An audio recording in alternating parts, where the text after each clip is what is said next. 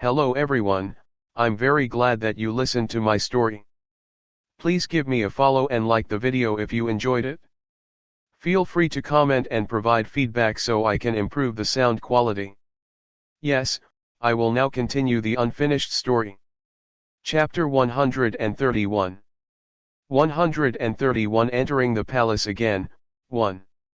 Great-grandfather, Bai Ziokin's mouth was stuffed full of medicinal pills as he mumbled, "Don't worry, Grandmaster pampers mother very much. They definitely wouldn't dare to go back on mother's words. They wouldn't dare to go west even if mother told them to go east. It has always been mother bullying them." Seeing that Bai Xiaochen was really eating the medicinal pills like they were candy, the corners of the mouths of the people present twitched a few times. This prodigal.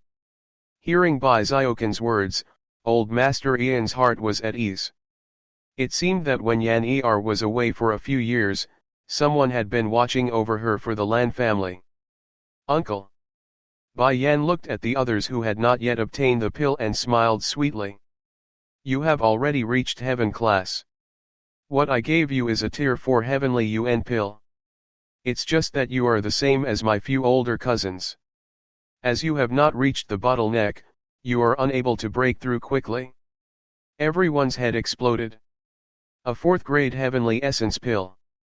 Even though it was also a 4th grade pill, it was even more precious than the rebirth pill that he used to treat the old man.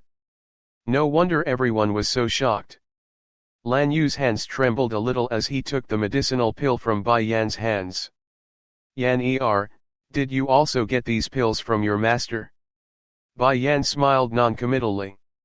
"The medicinal pills in the bottle are enough for you to use for a month. You will be able to break through within a month." "Uncle, I'm returning these medicinal pills to you on behalf of my mother." A few years ago, when Lan Yu broke through to Earth class advanced level, the Lan family had been making plans for his future. Not only did they buy countless 3rd grade pills, they even bought a few 4th grade pills. However, in order to prevent Lan Yu from being bullied, everyone in the Lan family unanimously decided to give all the pills to Lan Yu for her breakthrough. With those pills, her breakthrough to the Sky class was unusually smooth. The Lan family had almost gone bankrupt in exchange for the pill, but Lan Yu had given it to her lover, which had indirectly caused the Lan family to decline for several years. Even if Lan Yu had broken through to the heaven rank with his own strength, Bai Yan wanted to do her best to make up for the mistake that Lan Yu had made back then. Good child. Lan Yu's eyes were a little red as his large hand gently rubbed Bai Yan's head. "If Yu sees that you are so sensible, she will definitely be very gratified." Bai Yan looked at Lan Yu's determined and handsome face and slightly pursed the corners of her lips. "Uncle, did you regret giving the pills to mother?" Lan Yu laughed. "Your mother is my younger sister. As long as she wants it, I will give it to her. I will give it my all without any regrets. Even if this decision would cause the Lan family to fall back by several years." Bai Yan's expression was a little complicated. Lan Yu had let Bai Zhenxiang down, but she had bitterly let down these relatives of the Lan family. "Mother." Bai Xiaochen ran over to Bai Yan's side and hugged her with his 2 small hands. He raised his big innocent eyes. "Where are great-grandmother and grandaunt's gifts?" The little bun's soft and sweet voice made Bai Yan return to her senses and a faint smile appeared on her face. "Aunt, grandmother, with grandfather and uncle here, you won't be able to fight and kill, so I won't give you any pills for cultivation." Her sweet smile had a slight curve. "So, I prepared detox and beauty pills for you." Detoxification beauty pill. Lan Xiaoun kept the pill and suddenly heard Bai Yan's words. She blinked her large eyes. "Older cousin, what is this detoxification beauty pill?" "Xiaoun, take a look at Bai Xiaochen." Bai Yan pinched Bai Xiaoqin's little face and asked with a faint smile, "Isn't it white and tender?" "That's because he often takes the detoxification beauty pill. This pill can expel all the toxins in the human body, making one more radiant and beautiful." Chapter 132. 132 Entering the palace again, 2. Bai Xiaochen pouted his little mouth and pulled Bai Yan's hand in dissatisfaction. He was born fair and tender, not the effect of the beauty pill. Moreover, he didn't like the taste of the beauty pill. He had never eaten it before. Okay. Elder cousin's sister, I want one too. Lan Xiaoyun's eyes lit up as she hurriedly grabbed Bai Yan's arm and shook it. I want this beauty pill. Can I use the true essence pill to exchange for the beauty pill? To a girl, nothing was more alluring than her looks. Even her cultivation was thrown to the side. If you want it, I can give it to you. You can't eat too many of these beauty pills. One pill a week is enough. Bai Yan handed the beauty pills to Dong Rulan and old Madame Lan before taking out another bottle and placing it in Lan Xiaoyun's hands. Only then did she raise her head to look at old Master Lan. Grandfather, your strength has already reached the upper level of the heaven class. In addition to the deterioration of your physical ability, even if you have heaven essence pills, it will not be easy for you to break through. Old Master Lan waved his hand. There's no need for an old man like me. The Lan family will have your uncle to support them in the future. I'll just enjoy my old age in peace. Bai Yan muttered to herself for a moment, her fingers gently stroking her chin. How about this, after some time, I'll give you a pill that's suitable for you. In order to refine that pill, he would need some special medicinal herbs. Therefore, it was impossible to do it in a short period of time. My dear granddaughter, the Empress Dowager sent someone here to ask you to go to the palace. She wants to see you. Old Madame Ian's old face was already smiling like a flower. Even though she was old, one's love of beauty would never be judged by age. The Empress Dowager is looking for me. Bai Yan was startled and nodded her head lightly. I understand. I will enter the palace to see her. The moment Bai Xiaochen heard this, his large eyes immediately lit up. Mother is going to the palace? Chen Er also wants to go. What are you going to do? Bai Yan swept a glance at him and asked. Bai Xiaoqin's large eyes had a crafty glint. I want to see what this palace looks like, and see if it's as beautiful as the Saint Island. I can take you there, but you have to stay calm in the palace and don't cause any trouble. But what if Suanji Chen Er meets that bad woman Bai Ruo and she bullies Chen Er? Bai Xiaochen looked at Bai Yan helplessly and asked pitifully. Then we'll kill her. To death. Bully her son? Did you ask for her opinion? Xiaomi, who was resting on the ground, could not help but roll its eyes and yawn lazily. My little ancestor, who can bully you? It seems like you've been the one bullying others all these years. Don't forget, foxes are the most cunning animals. Chen Er, Bai Yan lowered her eyes and looked at Bai Xiaochen who was hugging her thigh. I don't wish for you to cause trouble outside.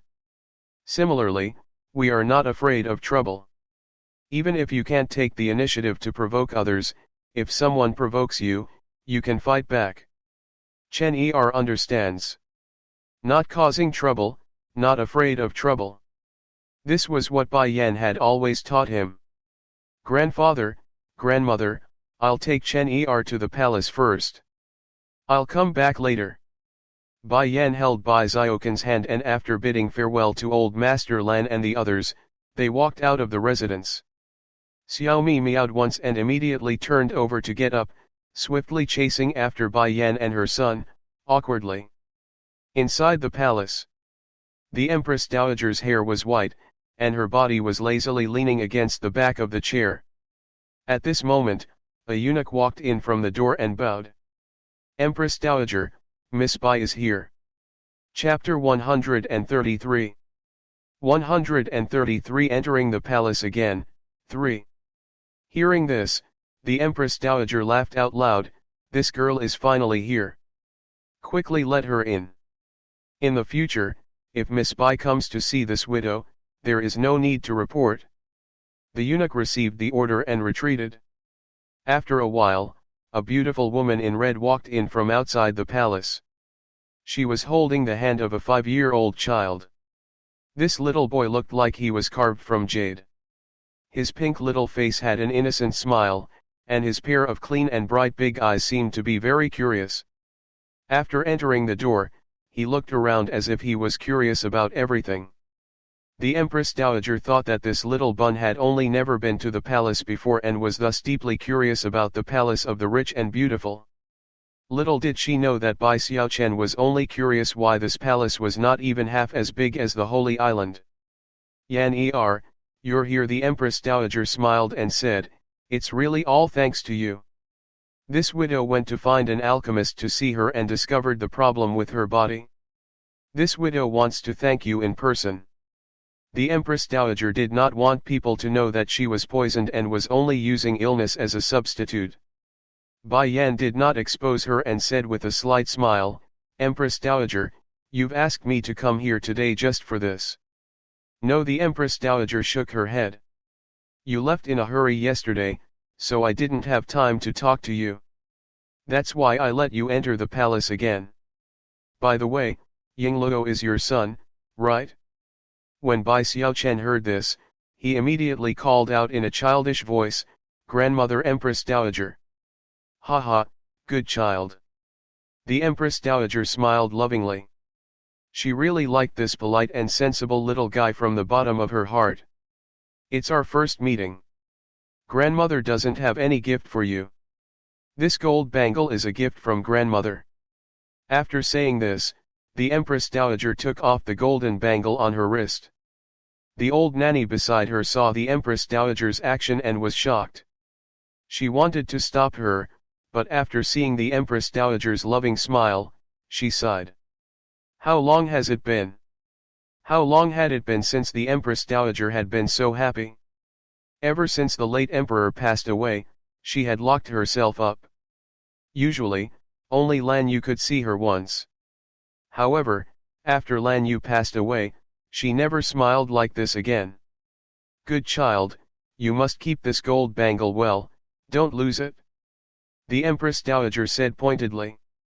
Bai Xiaochen took the golden bangle, and his cute little face revealed an innocent smile. Thank you, grandmother. I'll get Xiao Mei to bring you out to play. You'll probably be bored out of your mind here. Xiao Mei was the old caretaker who served by the Empress Dowager's side. Her position in front of the Empress Dowager was also extraordinary, so she had let Xiao Mei take care of Bai Xiaochen. Grandma, the palace maids are usually very tired. Chen doesn't need them to take care of her. Bai Xiaoqin's voice was soft. Chen also knows that Empress Dowager is worried about Chen but Chen has always been very obedient and won't cause trouble. This Laoyi. The Empress Dowager glanced at Bai Yan and was just about to speak when she was stopped by Bai Yan. Empress Dowager, don't worry. Chen will be fine. Chen had always known her limits, so he could be at ease no matter what he did. All right, the Empress Dowager said, then you can go out and play by yourself. If you have anything to do, remember to use the gold bangle that grandma gave you. Seeing the bangle is like seeing the person. Those people in the harem will not bully you. Bai Xiaochen pulled Xiao Mi down from his shoulder and held it in his arms. After Bai Xiaochen walked out of the palace, he sank into deep thought. Where was the Crown Prince residence Suanji that Bai Ruo was in? Chapter 134. 134 Chapter 134 Little Tyrant. Little bastard, how dare you step on my shadow? Just as Bai Xiaochen was walking aimlessly in the back garden, an arrogant shout came from the front. Bai Xiaoqin's brows furrowed together in an adorable manner. He turned his small head and looked in the direction of the voice. Not far away, a group of gorgeous and noble princes and princesses were surrounding a skinny little boy. The little boy was dressed in sackcloth and seemed out of place in the crowd. His pretty face was unyielding as he stared at the people in front of him with his big eyes. Little brat, you actually dare to glare at me? The little tyrant in the lead kicked the little boy fiercely. His chubby face was full of arrogance and he had an overbearing appearance. The little boy bit his lips tightly and did not make a sound. His body was very thin and weak. Under the little tyrant's kick, he took a few steps back and fell to the ground with a plop. From the beginning to the end, he did not cry. Perhaps, ever since he could remember, he understood that crying was useless and would only cause more serious injuries. I told you not to speak. Your mother is a cheap palace maid, and you're just a little brat. The little tyrant stepped forward, raised his foot, and was about to stomp down ruthlessly. At this moment, a young and tender voice suddenly rang out. Xiaomi, attack! A small white cat suddenly flew through the air and fiercely pounced towards little tyrant. Little tyrant cried out in alarm. Under the collision of this white cat, his entire body fell down. Your Highness the Imperial Grandson. When the palace maids saw that the little tyrant in the palace had fallen, they were all so frightened that their faces turned white, and they hurriedly went up to help him up. The crown princess might look gentle on the surface, but if the imperial grandson was hurt in the slightest, the palace maids that followed him would not be able to bear the consequences. The little tyrant stood up with the help of the palace maids. His chubby face was filled with anger as he glared at Bai Xiaochen. Where did you come from, little brat? I'm not the brat, you're the brat. Bai Xiaoqin's small face was huffing in anger. Furthermore, my mother taught me since I was young that if people don't offend me, I won't offend them. Why do you have to bully people? Bai Xiaochen had always had a strong sense of justice, and he could not stand seeing this kind of bully. This is my home. I can bully whoever I want to. The little tyrant raised his head arrogantly. You are also in my family's territory. Do you believe that I will immediately ask Imperial Grandfather to cut off your head? What's so great about your Imperial Grandfather? I have a father and a godfather. My two fathers are very powerful. What's so great about your Imperial Grandfather?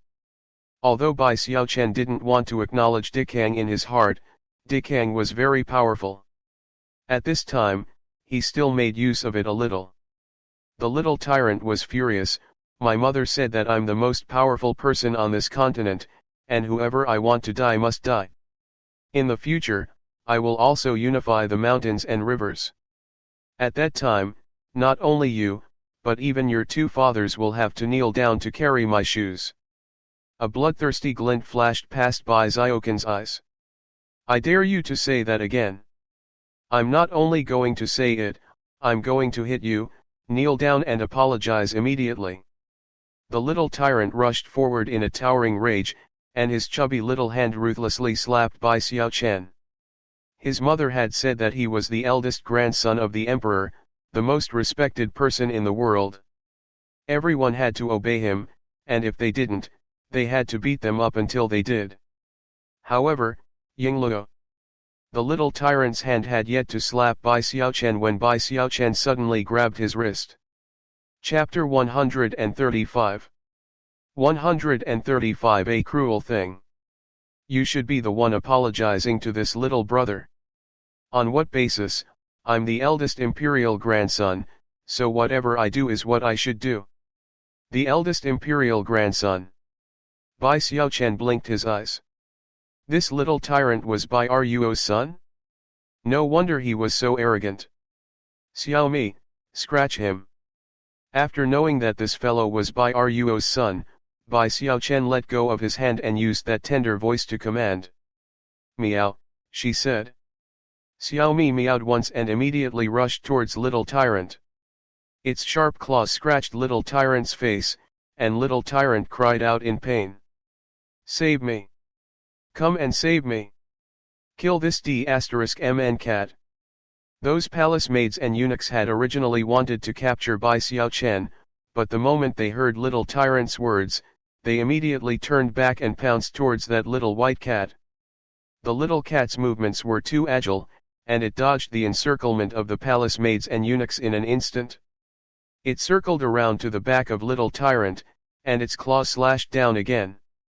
Fresh blood flowed out from little tyrant's neck, and his cries became even more painful. The other princes and princesses subconsciously shivered and took 2 steps back, using their fearful gazes to look at Bai Xiaochen. Nangonglin was a little overlord in the palace. This was the first time someone dared to treat him like this. "Are you all right?"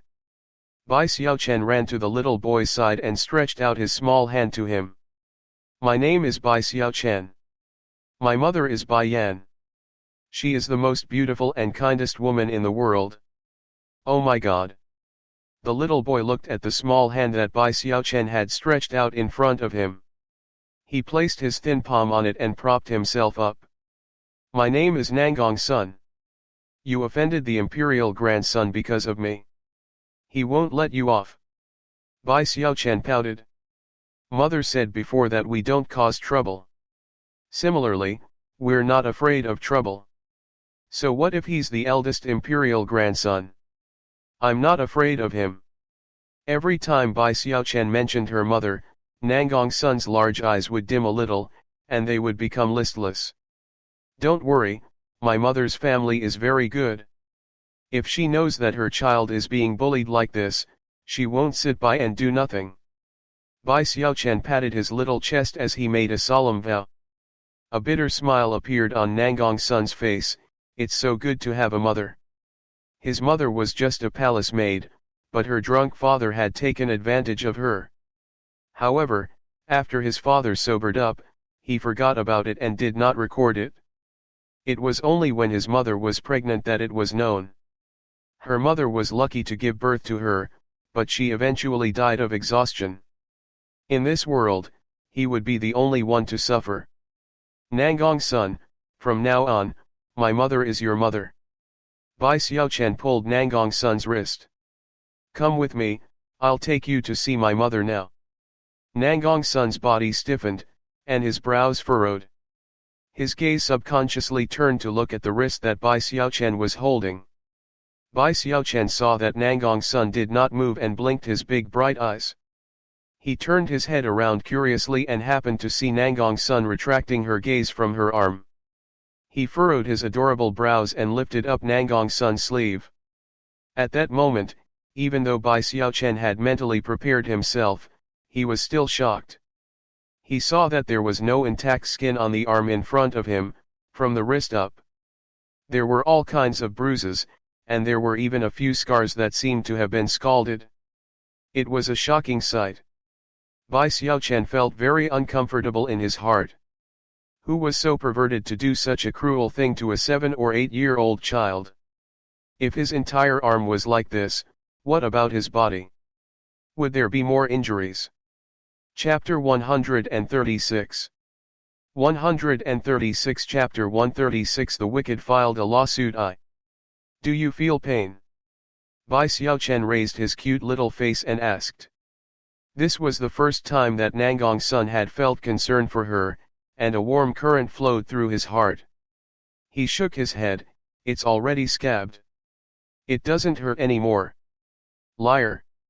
I grabbed you just now and you felt pain. Bai Xiaochen pouted his little mouth. He rummaged through his clothes and took out a large pile of medicinal pills. He scratched his head and said, I don't know which bottle is used to treat injuries. When mother comes, I'll get her to pass it to you. Medicinal pills were all snacks to him. He couldn't be bothered to remember the effects of these medicinal pills. He was only interested in poison. Just as Bai Xiaochen was dragging Nangong Sun to find Bai Yan, those people in the palace heard the commotion and quickly rushed over.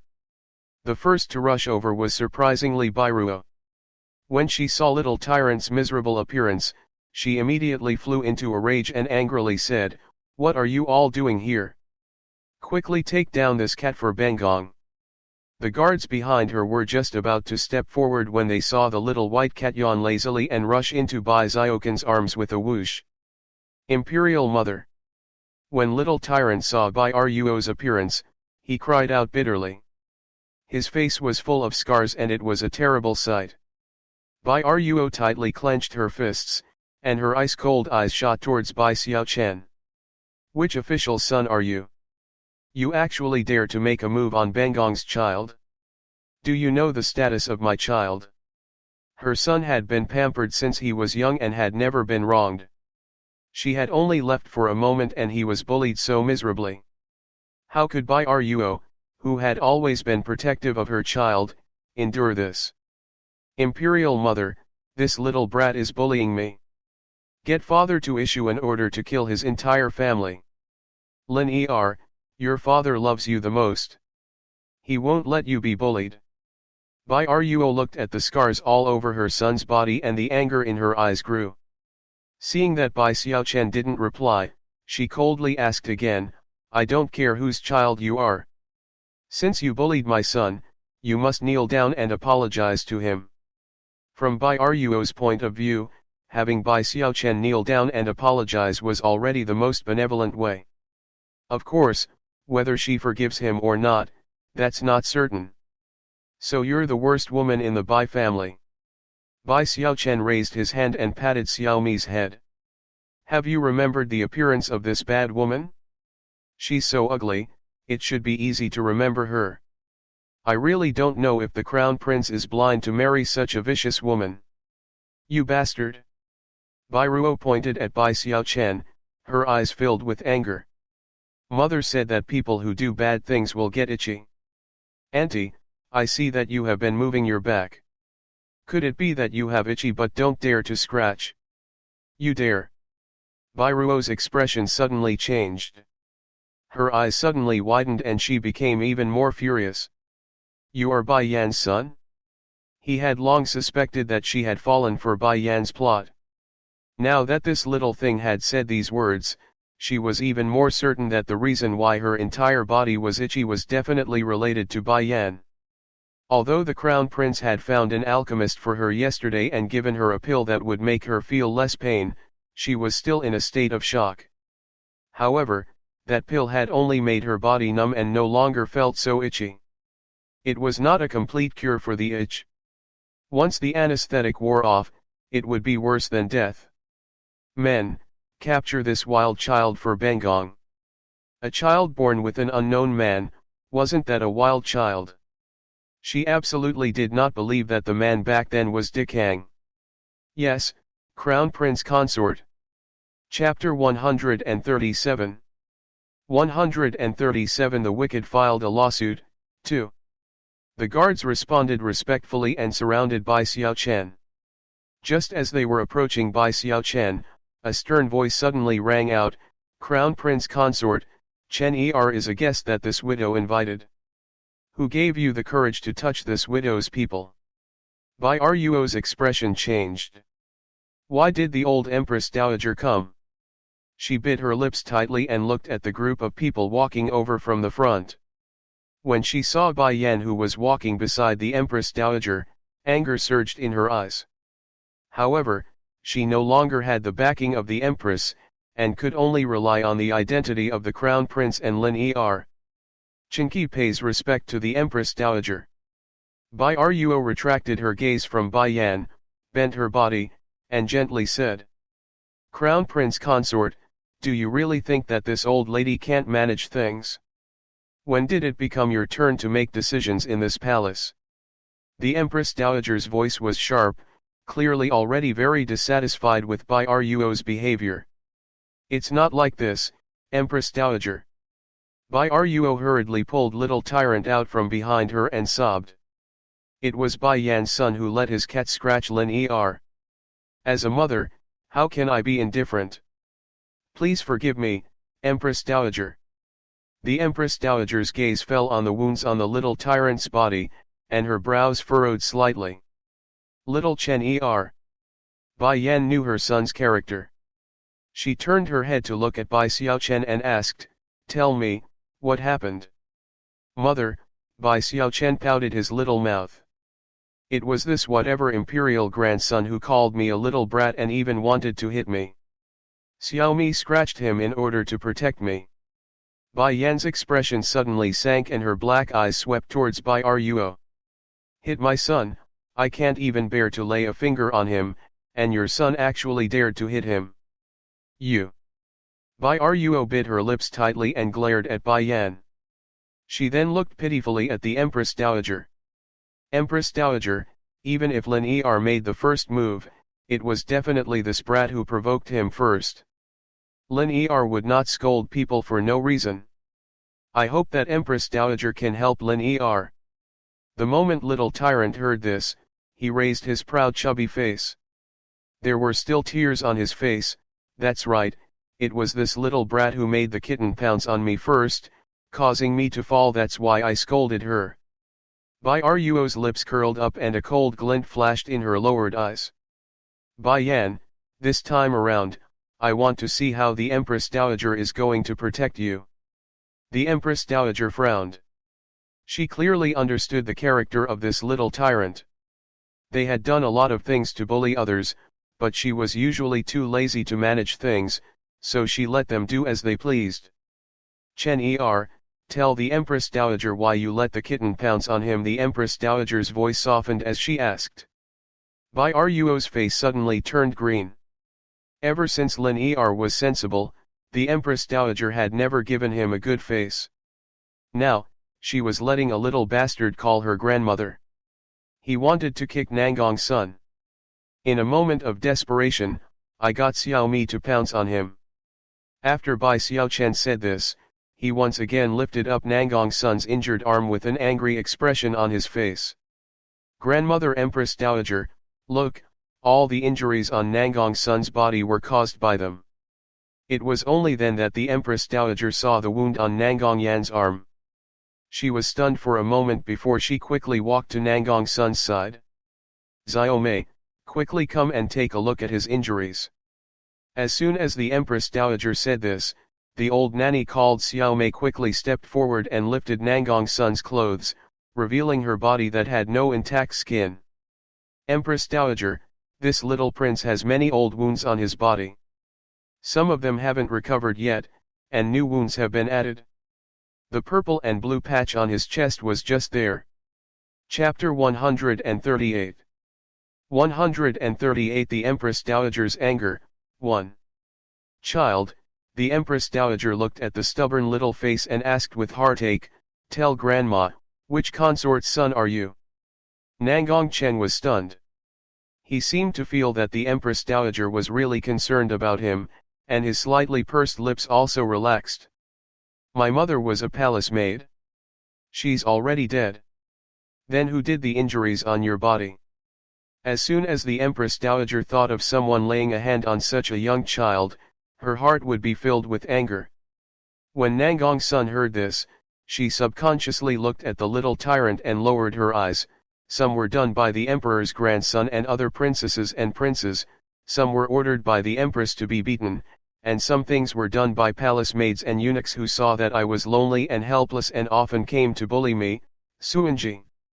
Xiao Mei, the Empress Dowager's face suddenly darkened and she ordered sternly, go and investigate which palace's maids and eunuchs dared to lay a hand on the little prince. Capture all of them for this widow. In any case, the little prince was of royal blood. She didn't know of his existence before, but now that she knew, she would never allow those eunuchs and palace maids to bully the little prince. The old lady bowed respectfully and retreated. After she left, the Empress Dowager's eyes, which were filled with anger, swept towards the little tyrant.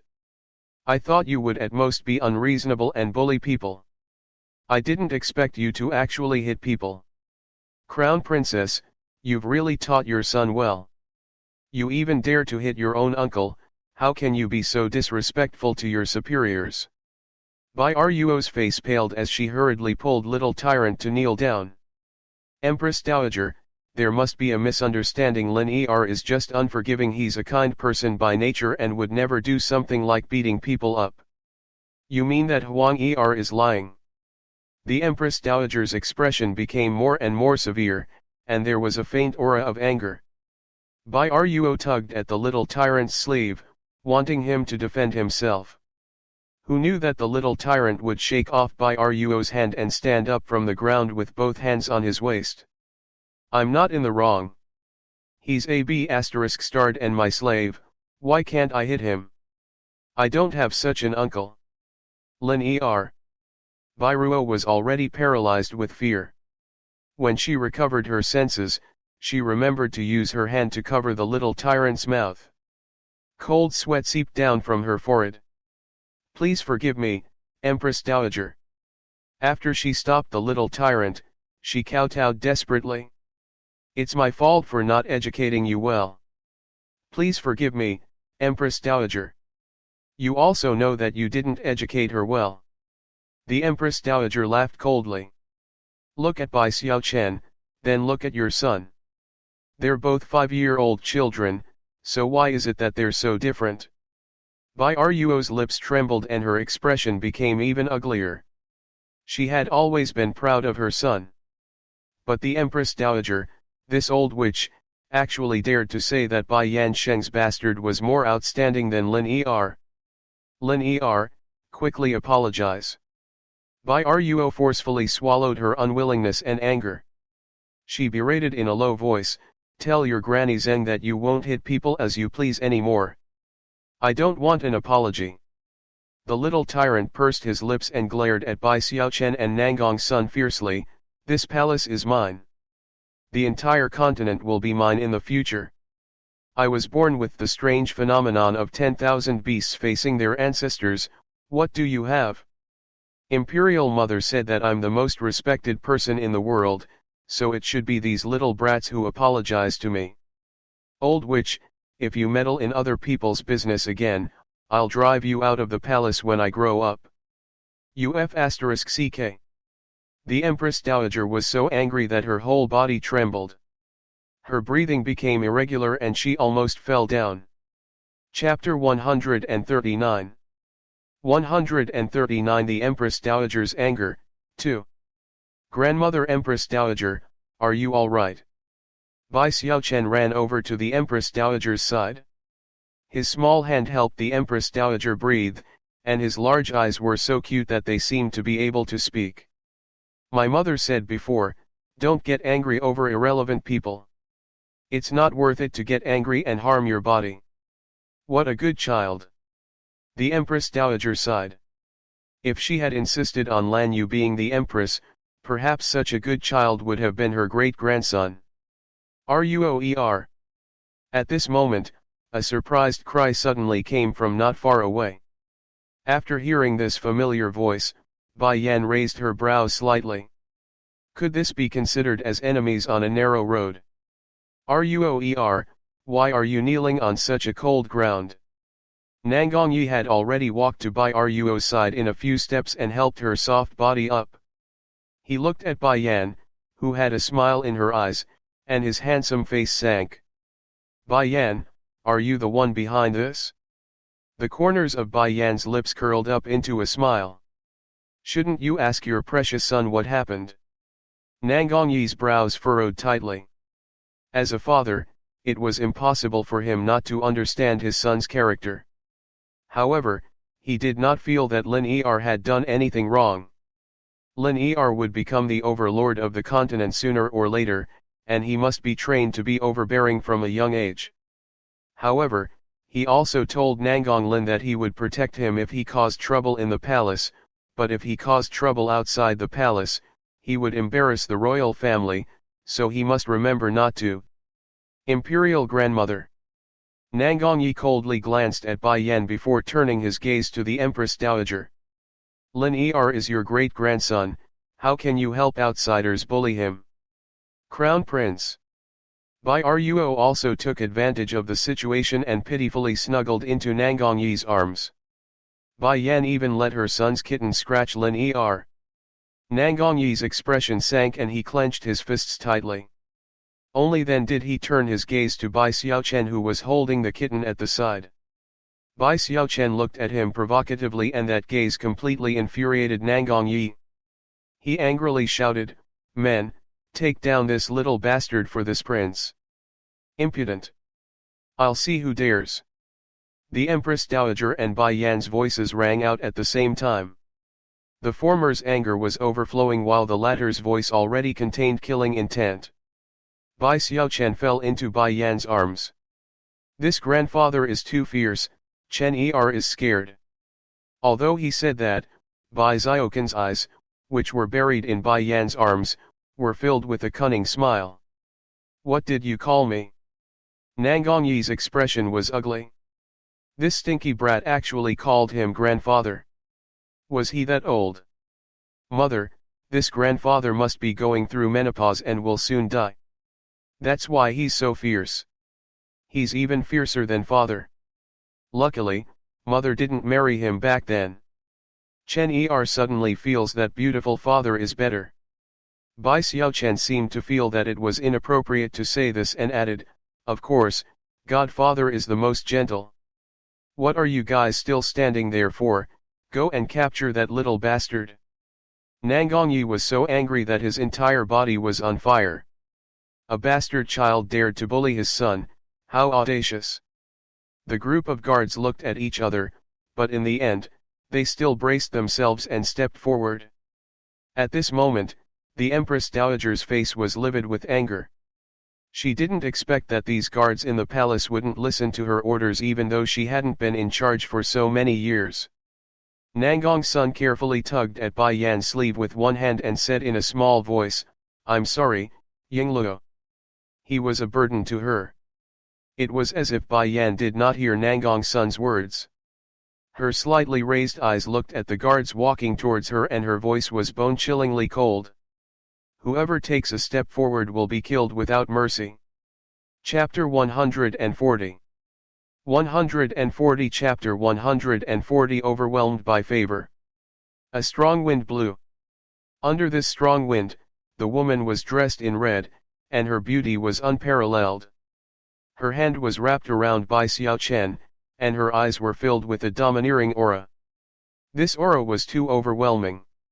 Even the crown prince, Nangongyi, could not help but raise his head in surprise. He had never realized that this woman had such a shocking spirit. Did Han ignore her too much back then? Suddenly, a sharp pain came from the back of his hand. He lowered his head and found that Bai Ruo's nails were tightly gripping him. He couldn't help but frown. Ruoer. Bai Ruo finally reacted and hurriedly released her hand, biting her thin lips. I'm sorry, Your Highness. I was frightened by my sister Yingluo. Earlier, the crown prince who had always turned a blind eye to Bai Yan was actually looking straight at her. If she hadn't pinched the crown prince on purpose, perhaps he wouldn't have recovered from his shock. Bai Ruo's eyes drooped slightly as the corners of her mouth curled into a sneer. The killing intent in her eyes was thick. She really regretted not killing her directly back then. His Majesty has arrived. A sharp voice cut through the sky, and the frightened guards came back to their senses. However, in the end, one of the guards was still too close to Bai Yan and thus, he scoffed. The guard's body was thrown out and landed beside a pair of feet. His chest was clearly dented and he kept spitting out blood.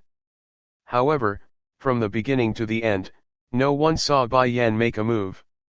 To have such powerful strength without even making a move, could it be that Suanji and Bai Yan were not the trash that they had imagined? Daddy. Bai Xiaochen saw the purple-robed man walking beside Emperor Nangongyuan with a single glance. A glint flashed in his large fox-like eyes as he quickly left Bai Yan's embrace and ran towards Dikang, his small body ruthlessly crashing into his embrace. Dikang was a little overwhelmed by the favor. This brat had finally accepted him. Beautiful father, someone is bullying Chen Er. Who is it? Before Dikang's face had time to show any other expression, he suddenly heard this little fellow's voice that was filled with grievances and his handsome face instantly turned cold. Bai Xiaoqin's mouth twitched, and he almost cried out. Just now, little Chen Er saw the little tyrant bullying Nangong's son in the back palace, so I stepped in to help her. After that, her father came and wanted to capture Chen Er.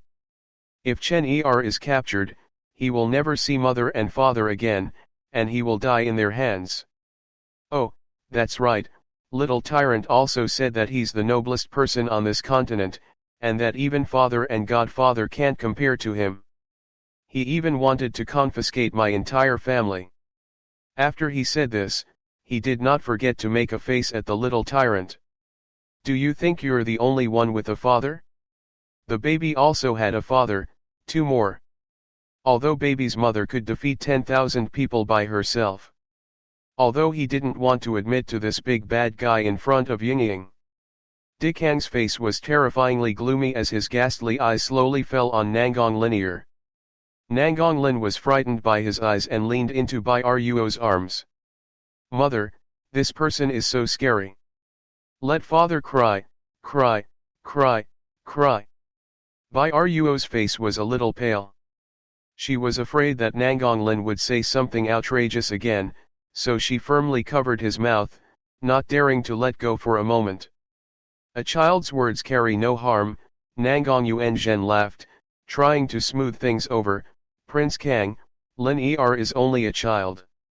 There's no harm in quarreling between children.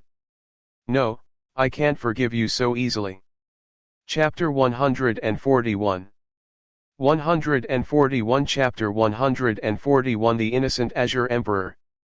Before anyone could speak, the Empress Dowager had already walked out with the help of a palace maid. Her face trembled with anger, and she needed to rely on the palace maid to stabilize her body. Mother, why are you here? Nangong Yuan asked in surprise. The Empress Dowager's expression was serious. Today, I don't care about the 10,000 beasts paying homage to their ancestors or the eldest imperial grandson. This brat must be severely punished. He's so audacious now. Not only did he hit his own uncle, but he also pointed at my nose and called me an old witch. He even said that he's going to kick me out of the palace. Also, your son ignored Ijia's orders and got those guards to besiege Bai Yan and her son. You also have to take care of this widow. Nangong Yuan's expression changed drastically. He turned to look at Nangong Lin and shouted, "Apologize to your grandmother." I won't. Quickly apologize. Nangong Yuan's voice was raised a few octaves as a hint of anger could be seen in his eyes. He was a filial son, and he would definitely not tolerate someone pointing at his mother's nose and scolding her. However, this child was born with a strange phenomenon. He would definitely be an extraordinary existence in the future, so he couldn't be punished. Nangong Lin was still a little afraid of his grandfather. His eyes turned red and he said weakly, "I'm sorry, Granny Zhang. The one you should apologize to is not this widow. Besides, you committed such a great mistake, so apologizing won't help." The Empress Dowager's face was still unsightly. She dragged Nangong's son in front of her and lifted her clothes again. "Look, what kind of father are you? You don't care how much your son has suffered? If you don't care, this widow will. In the future, this child will be raised by this family."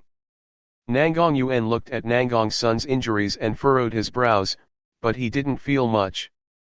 He had countless sons, and a child he had gotten by accident was dispensable. Bai Yan, who was by the side, had been observing Nangong Yuan's expression the entire time. Naturally, she knew what he was thinking in his heart and sneered. They were the most ruthless imperial family. Imperial mother, since Lin knows his mistake, let the crown prince compensate this child and let this matter rest. I don't want any compensation. Nangong Cheng stubbornly raised his little face. He made a mistake, so he should pay the price. Nangong Yuan's expression turned ugly. He didn't think that a child would dare to do this to him. Just as he was about to continue persuading Nangong Yuan, a bloodthirsty and cold voice was heard, causing Nangong Yuan's body to stiffen. When did this king agree to let him go? Nangong Yuan turned his head stiffly and laughed, "Prince Kang, Lin is only a child. Then this prince's son is an adult. But Jian just injured our palace's guards seriously, are we just going to let it go? He deserved to die."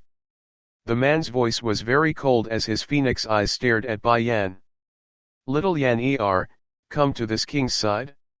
Today, this king wants to see who dares to touch this king's wife and children."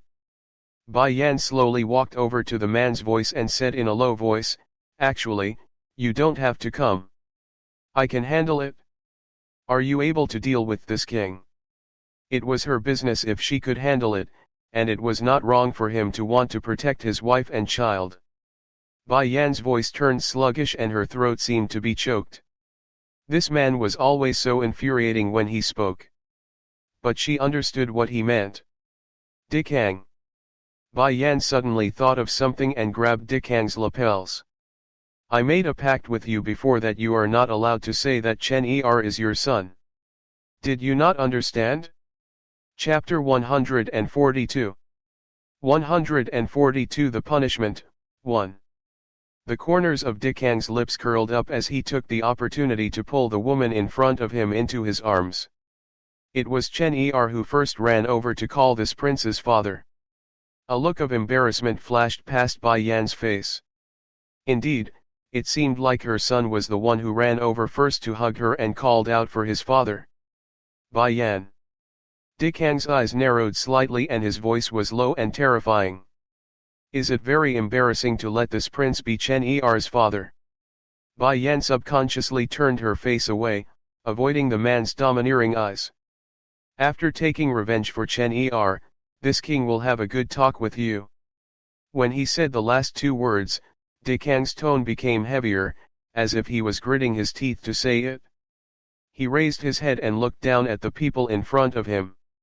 A powerful oppression arose spontaneously, giving people a feeling of being in hell.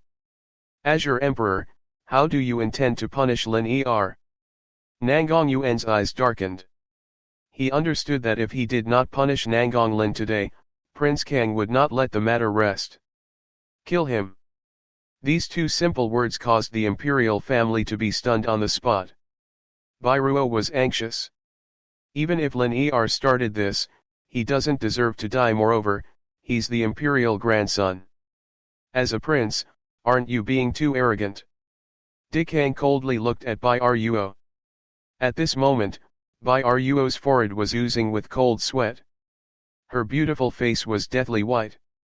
She tightly bit her lips, but her legs could not help but kneel down. A mere lowly servant, who allowed you to stand and speak to this king? Cheap slave. Bai Ruo's hands tightly clenched into fists. She, the dignified crown prince's consort, had actually become a lowly servant in this man's mouth. Looking at the woman in the man's arms, Bai Ruo's eyes were red with jealousy. Prince Kang, Qian, how about I give Lin Er 5 strokes of the stick? Nangong Chuan frowned. He had already listened to Prince Kang's words and crippled the Empress. However, Nangong Lin was different.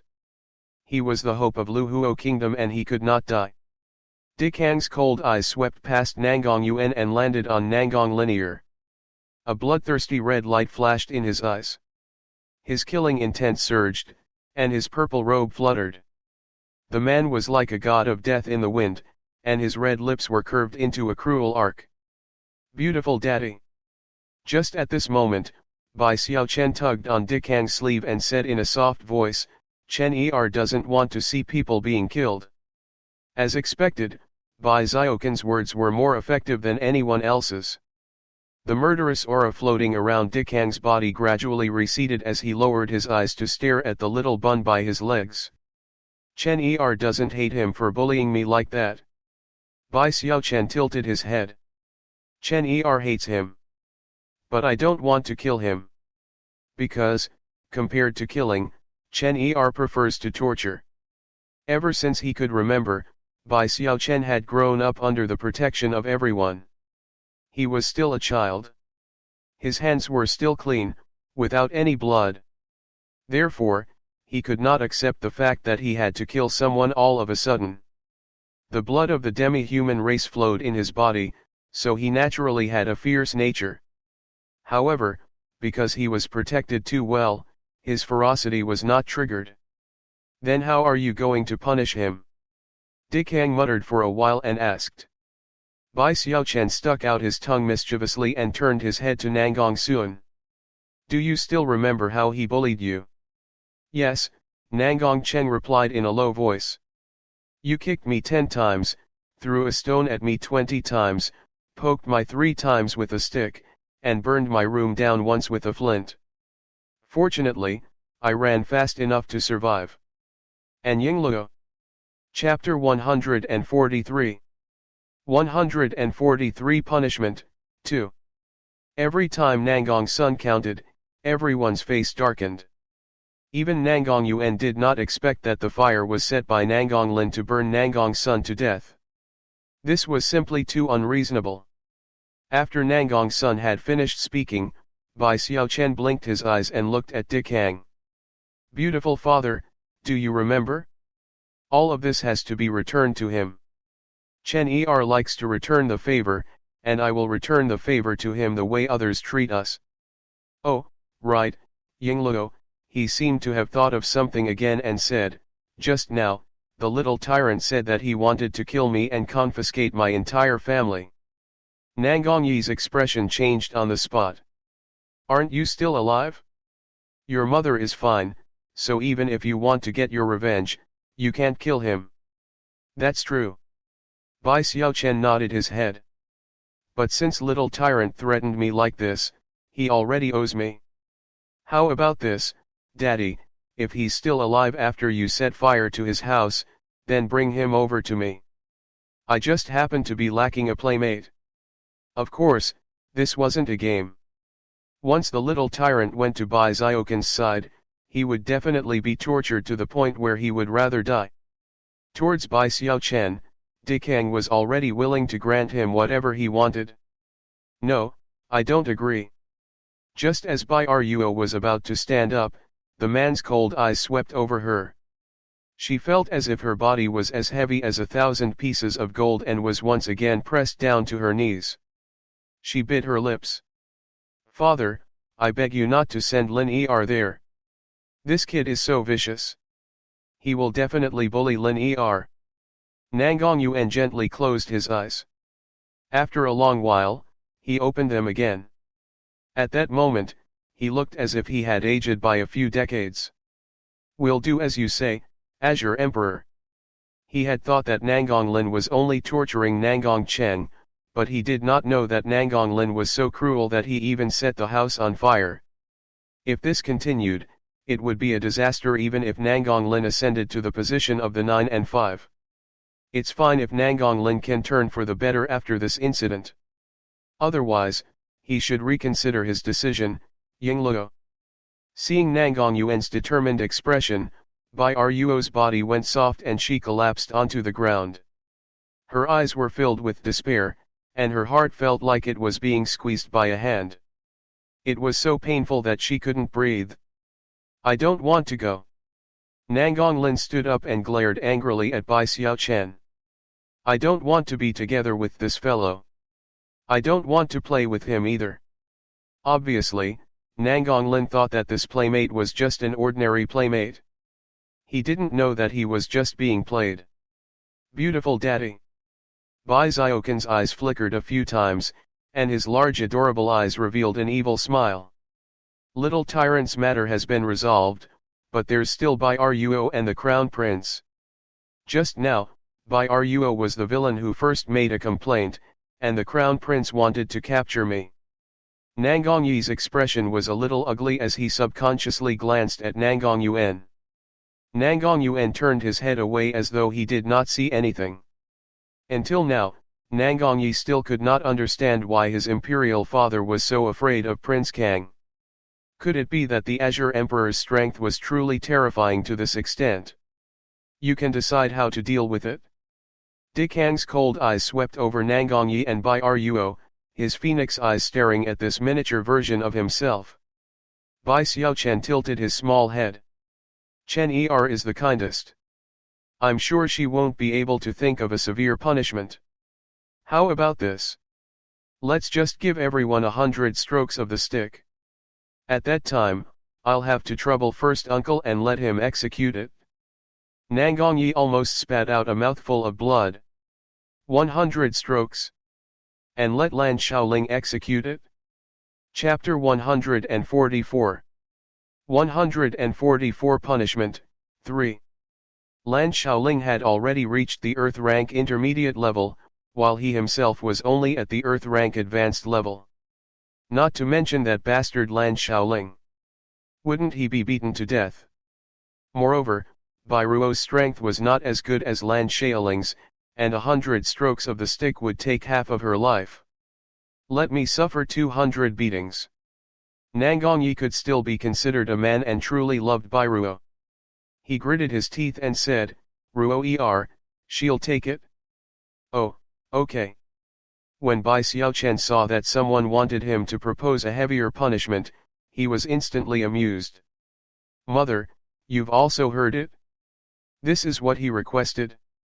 In that case, let him have 200 strokes and Bai Ruo will have 100. This time, Nangongyi really vomited blood. He made this request so that Bai Ruo wouldn't be punished. In the end, this kid actually didn't wait for him to finish speaking and directly changed the punishment. This has nothing to do with Chen Er. Bai Xiaochen innocently blinked his large eyes. He asked for it himself. It's not like Chen Er forced him. The corners of Bai Yan's lips curled up as she gently stroked Bai Xiaoken's head. Mother heard it too. He made such a cheap request, we have no reason to refuse.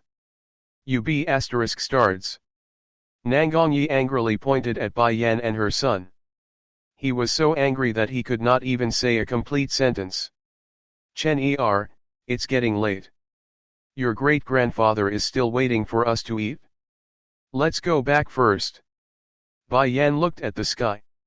After bidding farewell to the Empress Dowager, she held Bai Xiaoken's hand and walked out of the palace gates.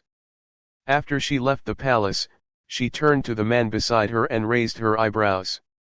I'm going to educate my son. What are you doing here?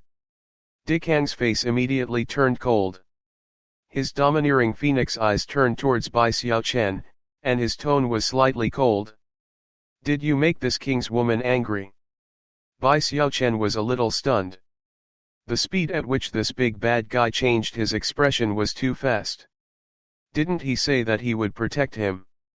Sensing the change in Dikang's aura, Bai Yan pinched him hard. Don't you dare threaten my son. The pain caused Dikang to frown slightly. His cold eyes swept over Bai Yan's hand as his red lips curled up slightly. I'll go find you tonight. After saying this, Bai Yan only felt a purple wind sweep past in front of her. By the time she regained her senses, the man's figure had already disappeared. Mother, Bai Xiaochen weakly stood beside Bai Yan and carefully asked, did Chen Er do something wrong? Bai Yan's gaze landed on Bai Xiaoken's pitiful little face and she sighed softly.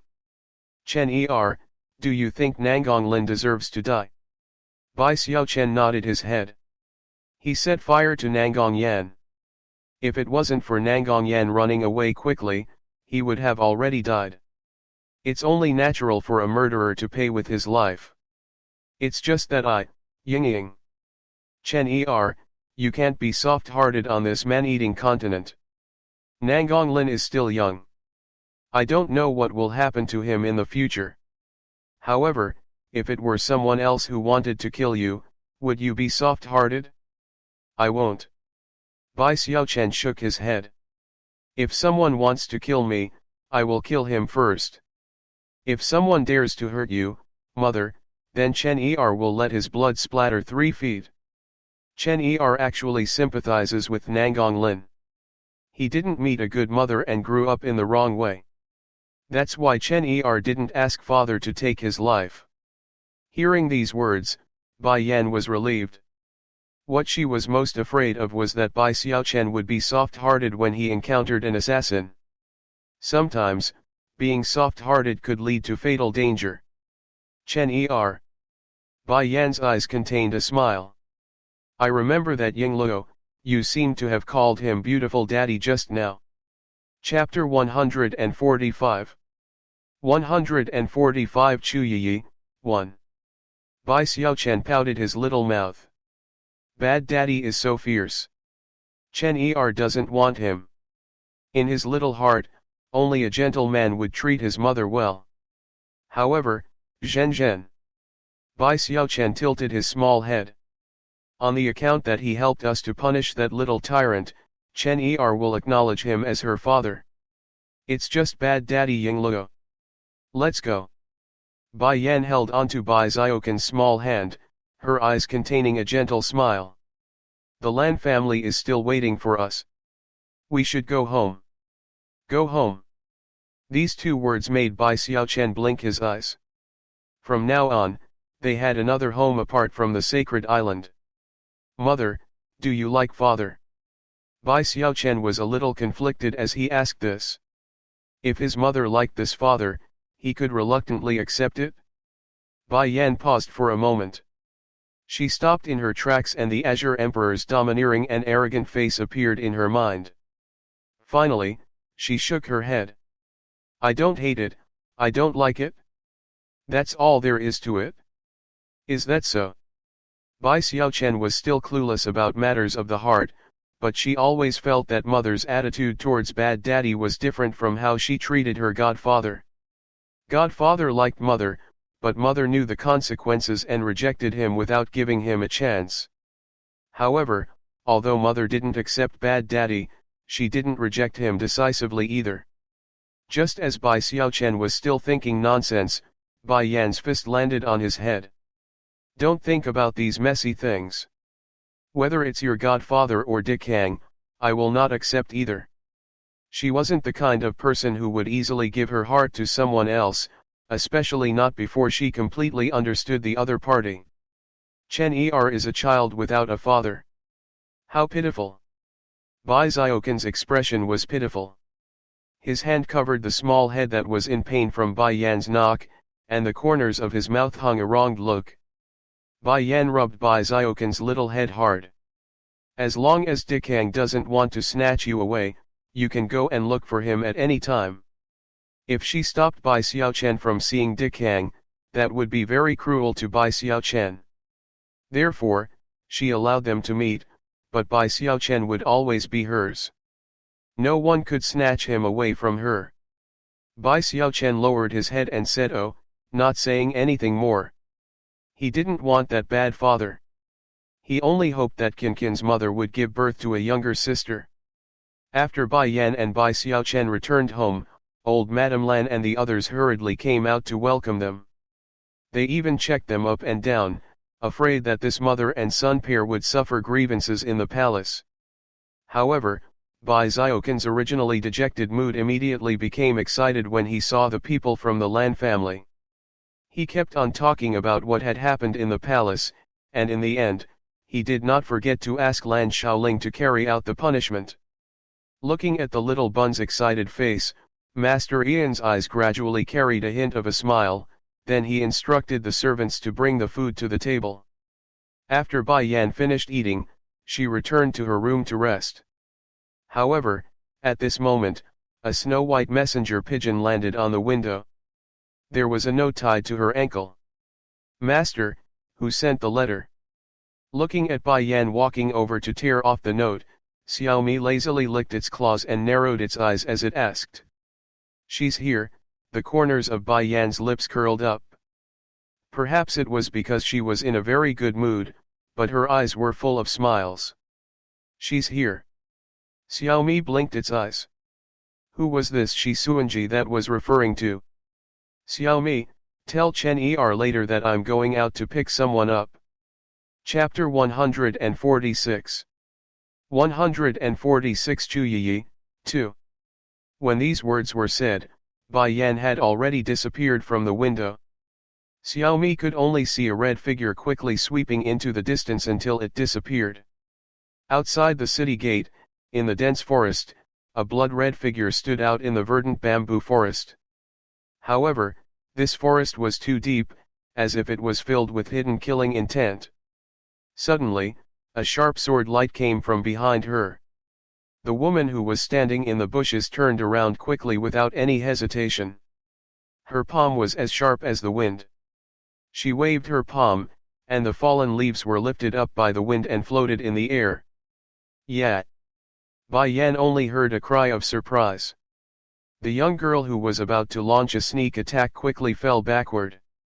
Seeing that the young girl's body was about to fall to the ground, she suddenly leaped up and held the young girl's waist with one hand, allowing her body to stabilize. In the air, A group of white-robed people landed and surrounded Bai Yan in unison. Just as they were about to make a move to save the young girl, they saw the red-dressed woman raise her brows in a domineering manner. Her slender fingers gently stroked the young girl's face, and the corners of her lips curled up as she asked, "Tell me, why did you attack me?" The group of white-robed guards were stunned. Was their little Princess Qian being teased? And he was teased by a woman. However, when they thought of their little princess's temper, the group of guards' originally cold eyes turned into sympathy. Could it be that this woman didn't know the little princess's identity and actually dared to tease her like this? Wasn't he afraid that the little princess would get angry? All the guards were waiting for the little princess's orders, planning to rush up and take down this woman, but what happened next made everyone's jaws drop in shock. "You're so annoying." The young girl stomped her feet and said shyly, "I just wanted to test if my sneak attack ability has improved." "Oh, how was the test?" "This gong, my ability has not increased. Instead, it's you. You've already gone from attracting men to having both men and women." The young girl grinned as she used both hands to hug Bai Yan's waist. She raised her small face that was the size of a palm, her eyes bright and spirited. "I'm not going to be a lobbyist for my older brother anymore. Why don't you take me in?" Bai Yan's face darkened. "If you won't take me in, then I'll go and harm your son. By the way, didn't you ask me to come and pick Chen Er up? Where is Chen Er?" The young girl's eyes glanced behind Bai Yan. When she did not see that fair and jade-like lovely person, a faint bad feeling rose in the depths of her heart. Didn't Bai Yan say that they would gather in this forest and that she would hand Chen Er over to her, but where was Chen Er? "Don't tell me he ran." "Oh," Bai Yan replied. "Chu Yi, you've guessed correctly. Chen Er has been discovered by his father. He can't leave for the time being." "What?" Chu Yi jumped up in anger. Who was that bastard father of Chen Er? How dare you fight with me, Chu Yi?" "Bai Yan, wait for me. I'll go back now to get reinforcements. As the saying goes, if you can't win, you have to run." Bai Yan had said very clearly in the letter that Chen Er's bastard father was very strong. Now that Chen Er had been discovered, running was definitely the best plan. This time, it was Bai Yan's turn to be a little dumbfounded. When she heard Chu Yi's initial imposing manner, she thought that she was going to fight Dikang to the death for them. In the end, this girl's next sentence was to escape. The corner of Bai Yan's brows twitched. Actually, Dikang did not snatch Chen Er away. He only wants to acknowledge the son. As expected, Chu Yi stopped in her tracks when she heard that there was no need to fight. She turned around and smiled. "Actually, it's because those elders miss you and Chen Er that I decided to go back and bring them over. But I'm so tired now. I want to go back to your place to rest and see the so-called Bai family on the way." Chapter 147. 147 Chapter 147 Another death-seeking person, 1. The surrounding guards looked at each other and suddenly sympathized with the Bai family that the little princess had mentioned. In any case, anyone who caught the little princess's interest would be tortured miserably. "Little princess, the elders told you to come here and go back." The guard hesitated for a moment before carefully saying. It couldn't be helped, the little princess was too good at causing trouble. If he didn't bring her back, the entire Luhuo kingdom would be turned upside down by her. Chu Yi raised the corner of her lips and hooked her arm around Bai Yan's arm as she said with a smile, "You guys go back and tell them that I will be staying here with Bai Yan for this period of time. They will not say much." Bai Yan. The guards were stunned. This name was extremely unfamiliar to them. However, from the little princess's words, it seemed as if this Bai Yan's identity was not ordinary at all. Wait a minute. Suddenly, the guards seemed to have thought of something, and their bodies stiffened. "Little princess, this Miss Bai Yan can't be Wan Wan." Before the guard could finish his sentence, Chu Yi turned around and glared at him. If you dare to reveal Bai Yan's existence, the few elders will definitely kill you. Hiss. All the guards took a deep breath, their faces full of shock. Is little Princess Qianqian really the existence from the Sacred Isle?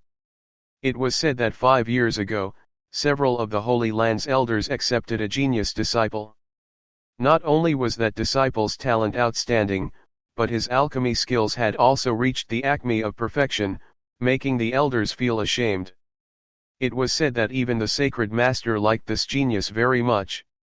Not only did he give her the sacred island, but he also ordered that no disciples of the sacred land were allowed to enter the sacred island. All she did was not want anyone to disturb her peace and quiet. But now, the genius girl that everyone in the Holy Land was talking about was standing in front of them. The guards were all very excited. If the little princess had not warned them, they might have immediately gone back to show off. Let's go, he said. Bai Yan held Chu Yi's hand and walked through the forest, heading in the direction of the city gate. Along the way, Chu Yi's face was filled with excitement. Perhaps she was curious about the world outside the Holy Land. Her big eyes were rolling around with excitement.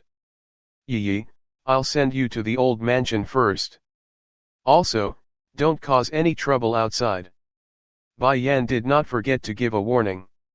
Even if Bai Xiaochen caused trouble, it would be others who provoked him first. However, Chu Yi was different. She didn't care if others provoked her or not. As long as she was unhappy, she would use her power to bully others. I know. Chu Yi pouted her little mouth disapprovingly. Her delicate and cute face was flushed red, clearly not taking Bai Yan's words to heart. Bai Yan held her forehead as she felt a headache. She did not know if it was right or wrong to keep this girl. We're here. When they reached the entrance of the old house, Bai Yan was just about to send Chu Yi in when a surprised voice came from behind her. Bai Yan, why are you here? This voice carried an obvious surprise, causing Bai Yan to stop in her tracks. She turned her head slightly, and her calm gaze fell on the middle-aged man in front of the door. She asked expressionlessly, do you need something? Bai Zhengxiang's expression was a little awkward. I'm here to seek an audience with the person from Phoenix House. Oh right, this house belongs to Phoenix House. Why are you able to enter? Bai Zhenxiang, who originally wanted to explain, suddenly recalled this point, and a look of shock flashed past his eyes. Could it be that Bai Yan was related to Phoenix House? In this way, he would be able to climb up to the Phoenix House through Bai Yan. Chapter 148. 148. Here comes another one seeking death, too. Bai Yan saw through Bai Zhengxiang's thoughts with a single glance, and a cold smile hung on the corners of her mouth. I'm afraid that it's impossible for you to climb up the Phoenix House through me. I'm just an ordinary existence in the Phoenix House. Yi, let's go. Wait. Seeing that Bai Yan was about to leave, Bai Zhenxiang hurriedly put away his thoughts and said, Yan your father has wrongly blamed you previously. Can you forgive your father?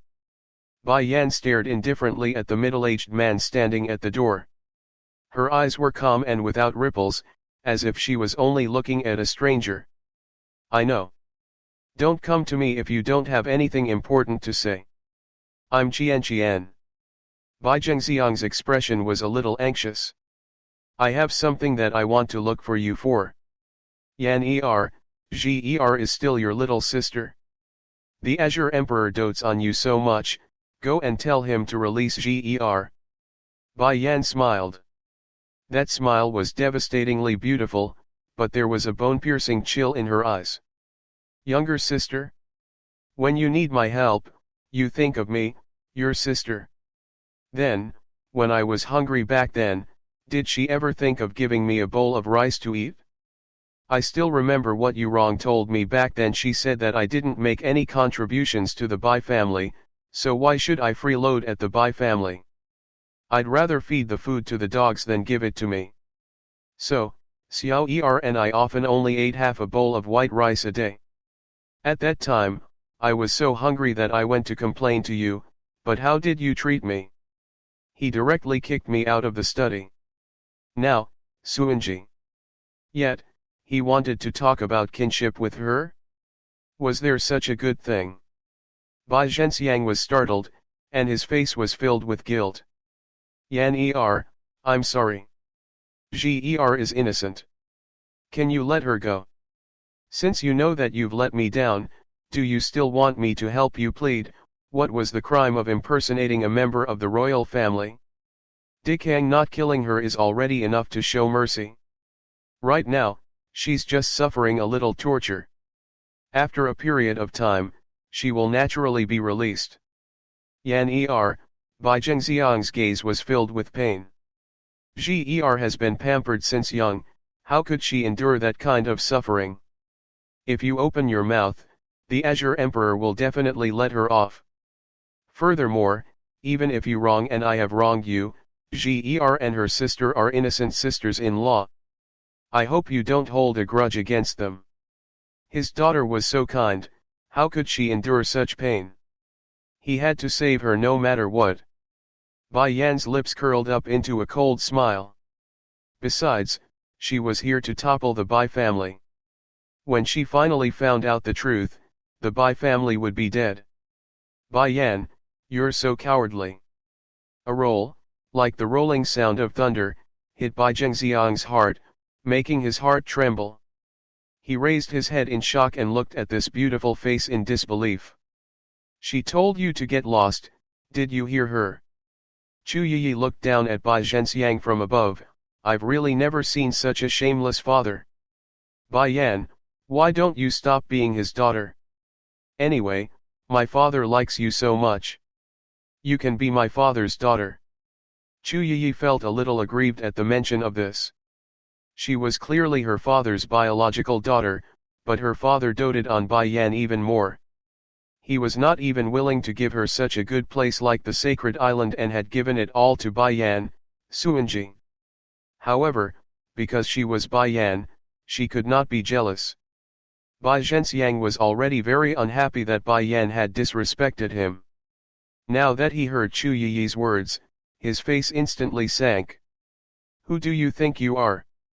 I'm talking to my daughter, what right do you have to interrupt? Chapter 149. 149. Here comes another one seeking death. 3. Chu Yiyi's body trembled in anger. She was the little princess of the Holy Land and was loved by everyone. She had always been the one bullying others, and no one had ever dared to let her suffer. This Bai Zhenxiang actually dared to ask her what she was. Have you guys left? If he hasn't left, then capture him for this princess. Just as Chu Yiyi said these words, the guards from the Holy Lands landed silently. Their expressions were a little awkward. Although they knew that with Bai Yan around, the little princess would not encounter any danger. However, if the little princess didn't return to the Holy Land, they didn't have the courage to go back either, so they followed her in secret. I didn't expect the little princess to find out, Yingluo. Bai Zhengxiang's eyes were filled with anger. He was just about to scold out when he saw the two guards quickly step forward and grab his arms, one on the left and one on the right. Under the restraints of these two guards, Bai Zhenxiang wanted to break free, but he realized that his strength seemed to have been restricted, and he was unable to move. This knowledge made Bai Zhenxiang turn pale with fright. Bai Yan, you won't feel bad for me to teach your father a lesson, right? Chu Yiyi blinked her eyes and asked teasingly. Bai Yan raised her brows. It has nothing to do with me. It's fine as long as you don't kill him. Since Chu Yiyi had brought her guards, she was too lazy to do anything. All right. Chu Yiyi clapped her hands happily and nodded to the other guard, go and slap his mouth. Yes, little princess. Princess. Bai Zhengxiang's eyes widened in shock.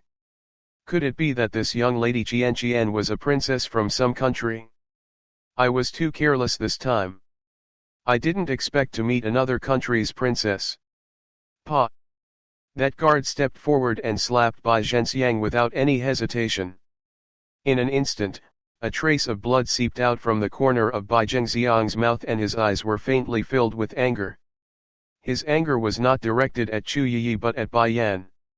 To think that he still felt guilty towards this B*TCH before, but now she actually dared to sit by and watch others beat her biological father. This kind of daughter should have been strangled to death when she was born.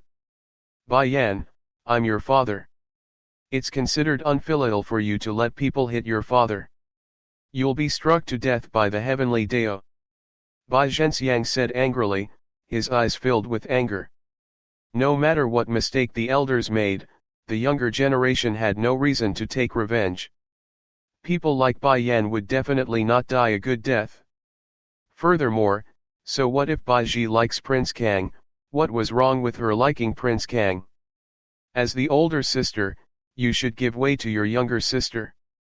Pa pa pa. The guard saw that he had only moved his bones a little and Bai Zhenxiang had already blurted out so many words. He was so frightened that he hurriedly slapped him left and right, slapping Bai Zhenxiang so hard that he could not even say a single word. His entire face was swollen like a pig's head and his eyes were squeezed to the point that they could not be seen. The blood vessels on his face were very clear as he glared at Bai Yan with resentment. Move, he shouted. Bai Yan's expression turned cold as she coldly instructed. That guard was stunned for a moment before he stepped aside. It was also at this moment that Bai Yan walked in front of Bai Zhenxiang. She suddenly raised her leg and kicked Bai Zhenxiang's chest with a bang. This kick directly sent him flying tens of meters, and he fell into the crowd in a half-dead state. Close the door. While the guards were still in shock, the woman's indifferent voice was heard. Only then did they react, and with a bang, they slammed the door shut. Chu Yiyi had long been frightened by Bai Yan's earlier actions. It was only after a long time that she reacted and grinned as she leaned her small head towards Bai Yan. Bai Yan, that posture of your kick is too cool. I'm already infatuated with you to the point that I can't stop myself. Chapter 150. 150 A sudden gentleness. Suddenly, a sharp wind blew past her face and Chu Yiyi turned pale with fright. Her small head that was originally in front of Bai Yan immediately shrank back and her body was blown back a few steps by this wind. After she stabilized her body, she angrily shouted, "Who's there?" The next second, the girl was stunned. This was a man who was like a demon. His silver hair was like a demon's, and his purple clothes were like an evil god's. At this moment, it was as if all living beings had fallen for her. It was difficult to describe her shocking beauty with words. Of course, what shocked Chu Yiyi was that she had previously thought that her brother was already the most beautiful man in the world. But now, there was still a man who was as beautiful as her brother. Let her go. When Chu Yiyi saw the man's hand around Bai Yan's waist, the alarm in her heart instantly went off. She gritted her teeth and forced out these few words. Dikang's brows furrowed without him noticing. Seeing this action of his, Bai Yan's eyes suddenly changed. Yiyi is my younger sister. Younger sister. Dikang looked at Bai Yan suspiciously. However, it was also because of Bai Yan's words that the killing intent on his body gradually receded. The hand that was holding Bai Yan tightened slightly. This prince does not know, when did you have a little sister? Chu Yiyi stomped her feet anxiously. She was just about to say something when Bai Yan Liang's dazed eyes glanced over. He's the Azure Emperor. Chu Yiyi's eyes widened. This stinky man who took advantage of Bai Yan was Chen Er's father. Which was the strong person that Bai Yan mentioned. Upon hearing this, Chu Yiyi, who had wanted to argue with him, was stunned. She shrank her neck and subconsciously took 2 steps back. Brother, it's not that I don't want to help you, but the enemy is too strong. I have no choice. Bai Yan Dikang no longer looked at Chu Yiyi as he bit Bai Yan's ear. Shouldn't we have a proper talk? Although he did not use any strength, his warm tongue touched Bai Yan's earlobe, making her entire body shiver. Almost without hesitation, she turned her body and dodged Dikang's imprisonment. A punch was thrown at the man's handsome face. However, just as her fist was about to reach the man's face, a large hand tightly wrapped around her palm. "You don't want this beautiful little hand anymore." The man's slender fingers gently stroked the back of Bai Yan's hand. His phoenix eyes narrowed slightly and a dangerous glint flashed across his eyes. "If you don't want it anymore, this king doesn't mind chopping it off for collection." Bai Yan's expression darkened. "Other than cutting off my hands and feet, what else can you do?" The man took 2 steps closer to Bai Yan. "I can still f***ck you." Bai Yan's expression turned even uglier. From the moment she got to know this man, she had already discovered that no matter what the occasion was, this man would always be able to say shocking things. "Yi," she glared at Dikang and turned to look at Chu Yi, "go and rest first. You can use the rooms here as you wish." Chu Yi nodded her head woodenly. Perhaps she had been frightened by Dikang as her little face was a little pale. It was only after Bai Yan pulled Dikang and disappeared that she gradually reacted in a daze. "Little princess." The guards surrounded Chu Yi and looked at her with concern. Chu Yi's face was filled with confusion. "I can sense that this man is very strong. I definitely can't help Bai Yan here. Furthermore, Wan, she bit her lips. He bullied Bai Yan in front of us. Bai Yan and Chen Er will definitely suffer a lot of grievances." This man wanted to chop off his hand at the slightest move and did not know how to be tender and protective of women at all. He was unlike his own older brother who was simply obedient to Bai Yan and her son, giving them whatever they wanted. Chapter 151. 151 The Sudden Gentleness, 2. Furthermore, in order to please the beauty, he did not hesitate to cross thousands of rivers and mountains, entering a dangerous place, just to find the medicinal herbs she needed. "Little princess," this subordinate feels that they seem to be flirting with each other. The guard said in a trembling voice. Chu Yi glared at the guard. "Have you ever seen someone cut off their hand while flirting? Don't forget that you're from the Holy Land and should support my brother." "I don't care, prepare a pen and paper for me, I'm going to write a letter to my brother." Although Bai Yan did not allow her to tell Chu Yifeng about this matter and did not even mention it to the few elders, otherwise, she would definitely not be the only one who came to Luhuo Kingdom this time. "Ah! But the young master is in seclusion," the guard was dumbfounded and carefully mentioned. Chu Yi slapped the guard's head in anger. "Chen Er's father has been found. My future sister-in-law is about to be snatched away. Why is he still in closed-door cultivation?" The guard was so scared that he didn't dare to say anything. Once this little princess decided on something, no one could stop her. He had also forgotten to remind the little princess that the young master was in seclusion. Even if she sent him a message, he wouldn't be able to see it. With Chu Yi's intelligence, she would never have thought of this. She excitedly ran off to write the letter. However, by the time Chu Yifeng read the letter, it was already very late. In the backyard, in the pavilion on the rockery, a gentle breeze blew past, causing her red robes to flutter. Bai Yan's expression was ugly as she stared at the devilish man in front of her. She gritted her teeth and asked, "I've already allowed Chen Er to acknowledge you as her father. Even if you want to look for someone, you should look for Chen Er. Why do you have to come to me every time?" Dikang sneered. "You raped this king. This king has not settled the score with you. Then we will be entangled for the rest of our lives." Bai Yan was a little angry, but who asked her to force herself on him without caring about his willingness at that time? "Bai Yan, Chen Er can only have this king as her father. You can also only have this king as your man." The man took 2 steps forward and domineeringly pinched Bai Yan's chin. His red lips came close and the corners of his lips curled up. "This prince has already promised you not to snatch Chen Er away. Then you must be this prince's wife." This king can also give you the love of a lifetime that you want. This king can also give you the love of a lifetime that you want. Bai Yan's fingers suddenly trembled, but her expression did not change, as if she was not moved by these words. Seeing this, Dikang released his hand. It's fine if you don't accept it now. This king can give you time. In addition, this king has come to find you this time to ask you to continue to pay your debts. Bai Yan raised her head. She opened her mouth, wanting to say something, but the man's lips had already pressed down. His large hands held his back tightly, pressing her chest fiercely against his chest.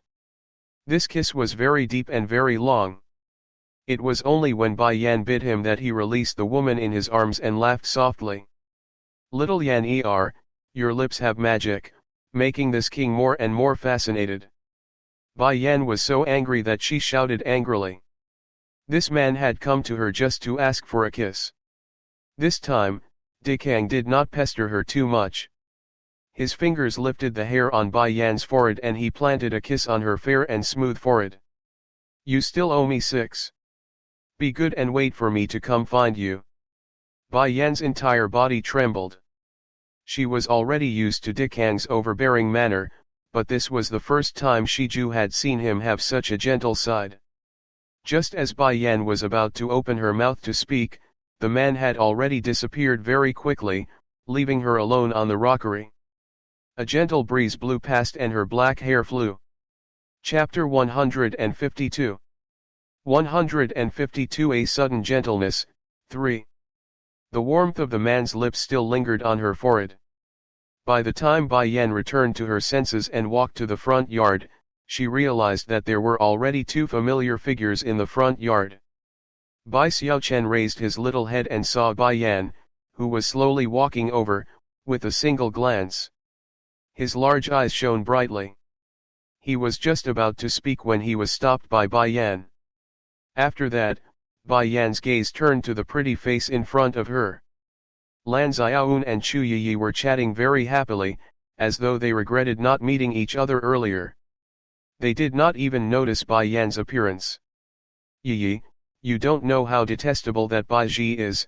It's one thing to bully my cousin, but she actually dared to impersonate the Kang princess consort. Fortunately, Prince Kang didn't like her and locked her up.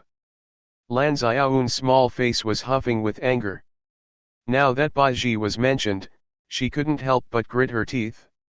Chu Yiyi also thought of Dikang's devilish face and gritted her teeth. I've seen the Kang Emperor you're talking about. Although I don't like him, I have to admit that he's very outstanding. A woman like Bai Ji would dare to have designs on my Chen Er's biological father. Why do you not like the Azure Emperor? Lan Xiaoun blinked her eyes. There were too many women who admired the Azure Emperor, but this was the first time she had heard of someone who did not like him. Hearing this, Chu Yiyi's mouth twitched. That fellow's character is too bad. He even wanted to cut off Bai Yan's hand. But, under the heavens, only the Azure Emperor is worthy of my cousin Qian. Who said that? Although old brother is not as beautiful as Prince Kang, he has a good personality and a good temper. He is also very strong. Chen had promised me back then that she would help my brother to pursue Bai Yan. Chu Yiyi jumped up anxiously. She placed her hands on her hips and her cheeky eyes turned for a moment before she pulled Bai Xiaochen in front of her with a smile. Chen why don't you help me a little more? Bai Xiaochen looked at Chu Yiyi and then at the woman standing behind her. He innocently blinked his big eyes. My mother is right here, you can tell her yourself. Chu Yiyi's expression froze. She turned her head stiffly. I was just joking with Chen The corners of Bai Yan's lips curled up, forming a smile that was not a smile. Didn't you say that you don't want to be your brother's lobbyist anymore? Chu Yiyi was a little embarrassed.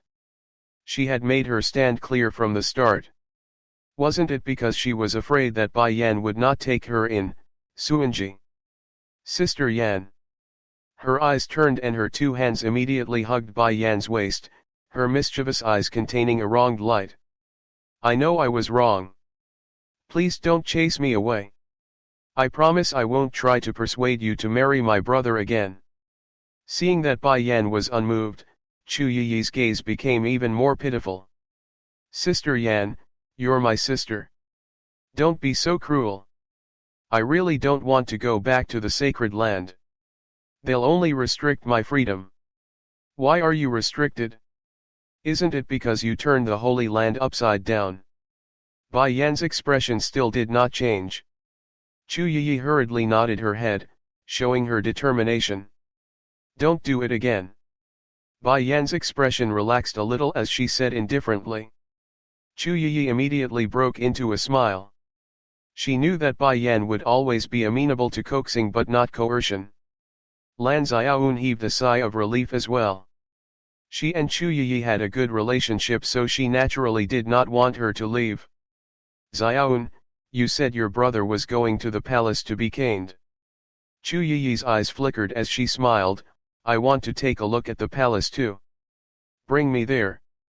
Chapter 153. 153 The Azure Emperor's Revenge, 1. No. Hearing Chu Yi's words, Bai Yan's face darkened. You stay here. You are not allowed to go anywhere. Lan Xiaoyun turned to Bai Yan, not quite understanding. Cousin sister, my big brother will be entering the palace as well. Furthermore, we are going to carry out the execution of a sentence. We will not let Yi encounter any danger. I'm not afraid of her being in danger, but I'm afraid of others being in danger. Chu Yi couldn't be in danger. The only person in danger would be someone else. Sister Yan, please. Chu Yi looked at Bai Yan with eager eyes. I promise that I will not cause any trouble. Bai Yan looked at Chu Yi suspiciously. Will you set fire to the entire palace? Burn the entire palace? The corner of Lan Xiaoyun's mouth twitched. Her cousin was exaggerating. How could a woman like Chu Yi burn down the entire palace? However, Bai Yan did not forget that back then, the reason why Bai Xiaochen had set fire to several of her master's treasure chambers was instigated by this girl. Therefore, from then on, she had strictly forbidden Bai Xiaochen from continuing to collude with her. I swear to the heavens that I won't burn the entire palace. Chu Yi hurriedly raised her finger and swore to the heavens. Bai Yan's expression relaxed. Yun you can bring her there. Remember to look after her. Lan Xiaoyun laughed and said with confidence, don't worry, cousin. I will bring Yi back safely. With Lan Xiaoyun's guarantee, Bai Yan did not say anything more. She lazily stretched her waist towards the sky and lazily strode towards the backyard to the corner. In the Bai Manor's courtyard, a guard carried Bai Zhenxiang, who was covered in injuries, inside. Yurong hurriedly came out. When he saw Bai Zhenxiang's face that was swollen like a pig's head, he immediately let out a sharp cry and quickly pounced over. Hubby, what's wrong? Who beat you up like this? Bai Shuking, Yan Zhenzhen. Bai Zhenxiang's words were unclear, but these two words still leaped into Yurong's ears, causing her eyelids to twitch, and then her heart was filled with anger. Bai Yan again. Why did that B*TCH have to go against their Bai family like this? Quickly find an alchemist to examine the family head's injuries. Yurong immediately ordered the servant maids to carry Bai Zhenxiang away, then turned around and ordered the guards behind her. The guard immediately accepted the order and retreated. Not long after, he led an old man towards Bai Zhenxiang's sickbed. When the old man saw Bai Zhenxiang, who was beaten up so miserably, he was instantly shocked. His brows furrowed tightly. Lord Bai's injuries are a little serious. First and second grade pills aren't very effective. Master, please save my husband. Yurong bit her lips and said. Alchemists had always been arrogant. Even as the matriarch of the Bai family, she still had to put down her dignity in front of alchemists. The old man stroked his long beard, his face indifferent. Actually, it's not impossible to quickly cure Clan Lord Bai. A third-class healing pill will do. What? A third-ranked pill? Yurong cried out in shock. As mentioned before, Bai Zhengxiang's current status was all thanks to Lan Yu. He was not good at doing business, and after so many years, Lan Yu's dowry was almost completely wasted. Otherwise, he would not have sold Bai Yan for a third-grade medicinal pill back then. Grandmaster Yu, the price of this third-grade pill is too high, Yurong bit her lips and asked. 10 million taels of Suanji gold, the old man replied with a smile. This Pixiu. Yurong was stunned for a moment. She wanted to haggle, but as a first-class family, if people knew that the Bai manor didn't even have 10 million taels of gold, they would definitely laugh until their teeth were bared. Chapter 154 154 The Azure Emperor's Revenge, 2. In fact, the continent respected martial arts, and status was determined by strength. When the Lan residence's old master was seriously ill, Bai Zhenxiang was the strongest among the first-rate families. This also allowed him to stabilize his position at the forefront of the first-rate families. But the true Bai manor had always been an empty shell. Give it to him. Right at this moment, Bai Zhenxiang, who was lying on the bed, let out a weak voice. We can give him 1,000 gold taels, but we need some time to prepare. Okay, when you've prepared the gold and sent it to my house, I'll give you a third-grade pill. The old man smiled. After all, there's no other way for Master Bai to recover except for a third-grade pill. Bai Zhenxiang clutched the bed sheet tightly and took a deep breath. Men, send Grandmaster Yu off. Yes, Master. The maidservant bowed respectfully and sent the old man off. After the old man left, Bai Zhenxiang ordered Yurong to close the door and deliberately lowered his voice. All these years, for the sake of the Bai manor's reputation, I have never once oppressed the factions under me. But right now, there is no other way. Go and get those people to gather 10 million gold taels for me. On the continent, the reason why the strong had a high status was because of the Swan Anai's forceful seizing. Moreover, Bai Zhenxiang had already discovered that Yu was not someone who could do business, so he could only take the convenient path. All right, I'll order people to make preparations later. Yurong stared at Bai Zhenxiang's red and swollen face and asked, Husband, you still haven't told me what exactly happened. At the mention of this, Bai Zhenxiang's expression turned cold. It's all because of that rebellious daughter Bai Yan.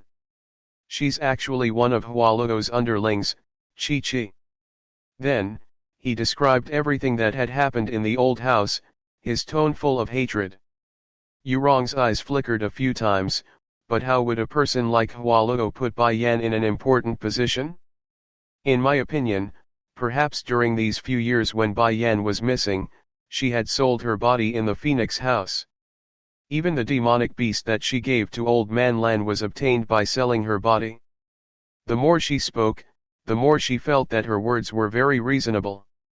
If she had not become the top courtesan of Phoenix house, how could Bai Yan possibly have such a big change?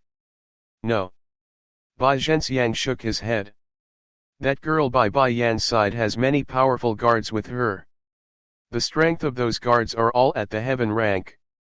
Moreover, for Bai Yan to be able to enter and exit the old house, it also proves that her status is not ordinary. Heaven rank guards. Yurong's heart trembled. To be able to order a heaven rank guard around, who else could it be other than the imperial family? Bai Zhengxiang's next sentence also proved Yurong's thoughts. Also, I heard the guards call that girl Little Princess. Yurong slightly lowered her eyes, a ruthless glint flashed in her eyes. Husband, when I was on good terms with Lady Chu from Phoenix House in the past, Lady Chu once told me that as the top courtesan of Phoenix House, her status is higher than the average woman in the brothel. Naturally, she can enter and leave the old house. As for that little Princess Jianqian, she must have gone to look for Hualuo and even took care of Bai Yan on account of Hualuo. But, so what if she's a courtesan?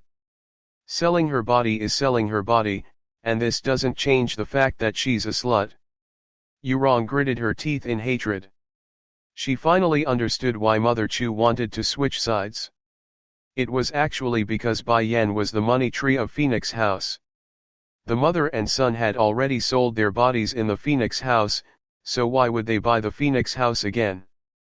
Bai Zhenxiang punched the bed, his eyes filled with anger.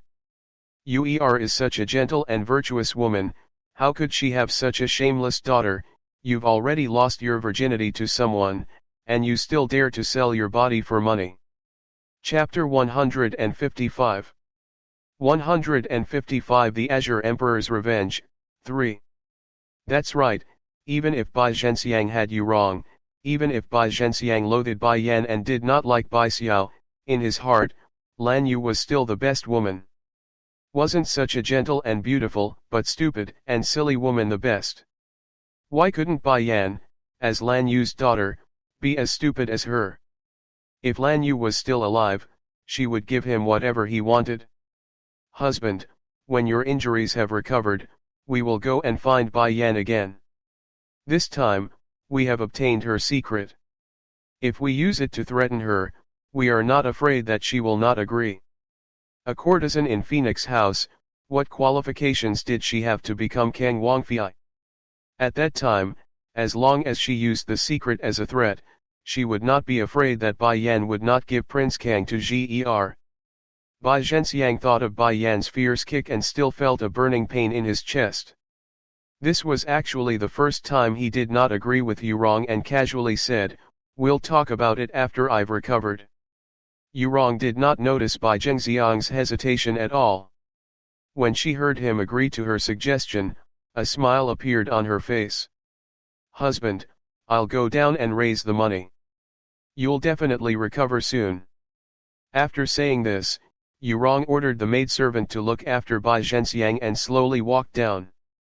After she walked out of the courtyard, Yurong's expression immediately sank. She coldly looked at the tightly shut door not far away. "If it wasn't for the fact that you're the pillar of the Bai Manor, why would I use this 10 million gold to buy a third-ranked pill for you? I only hope that I'll be able to get pregnant as soon as possible and obtain everything in this Bai Manor." She lowered her head slowly and her lips curled into a cold smile. Her mother had already calculated the date. She would definitely be able to get pregnant today.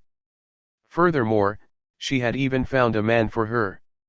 After she got pregnant, she would have nothing to do with Bai Yan.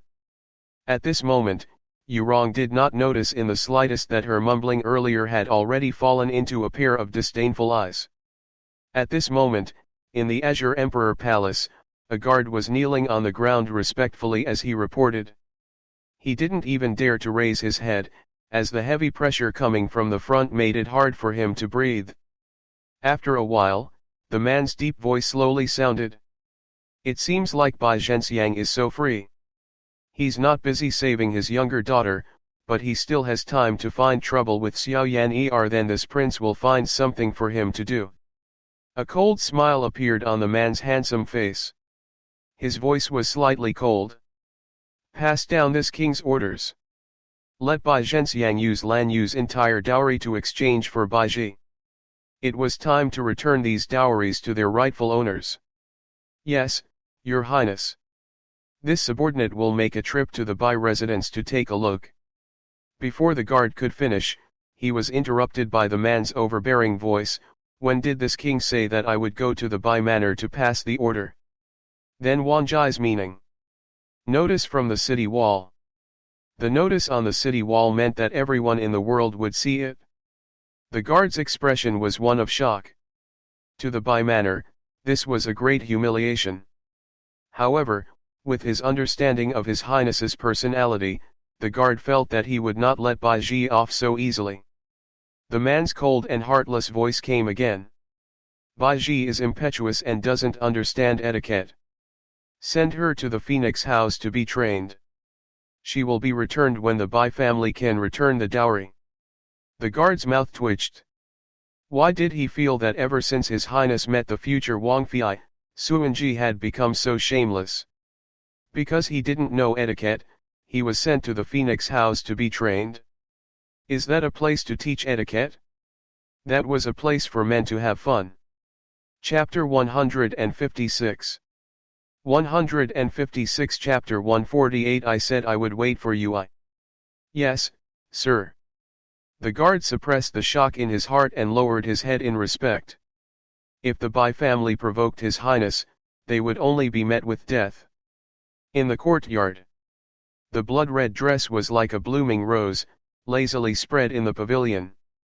Bai Yan, who was originally leaning against the peach tree and pretending to be asleep, felt a weight on her body as a soft little body pressed into her arms. This little fellow's body was soft and fragrant, which also made Bai Yan, who had her eyes closed to rest, open her eyes. Mother!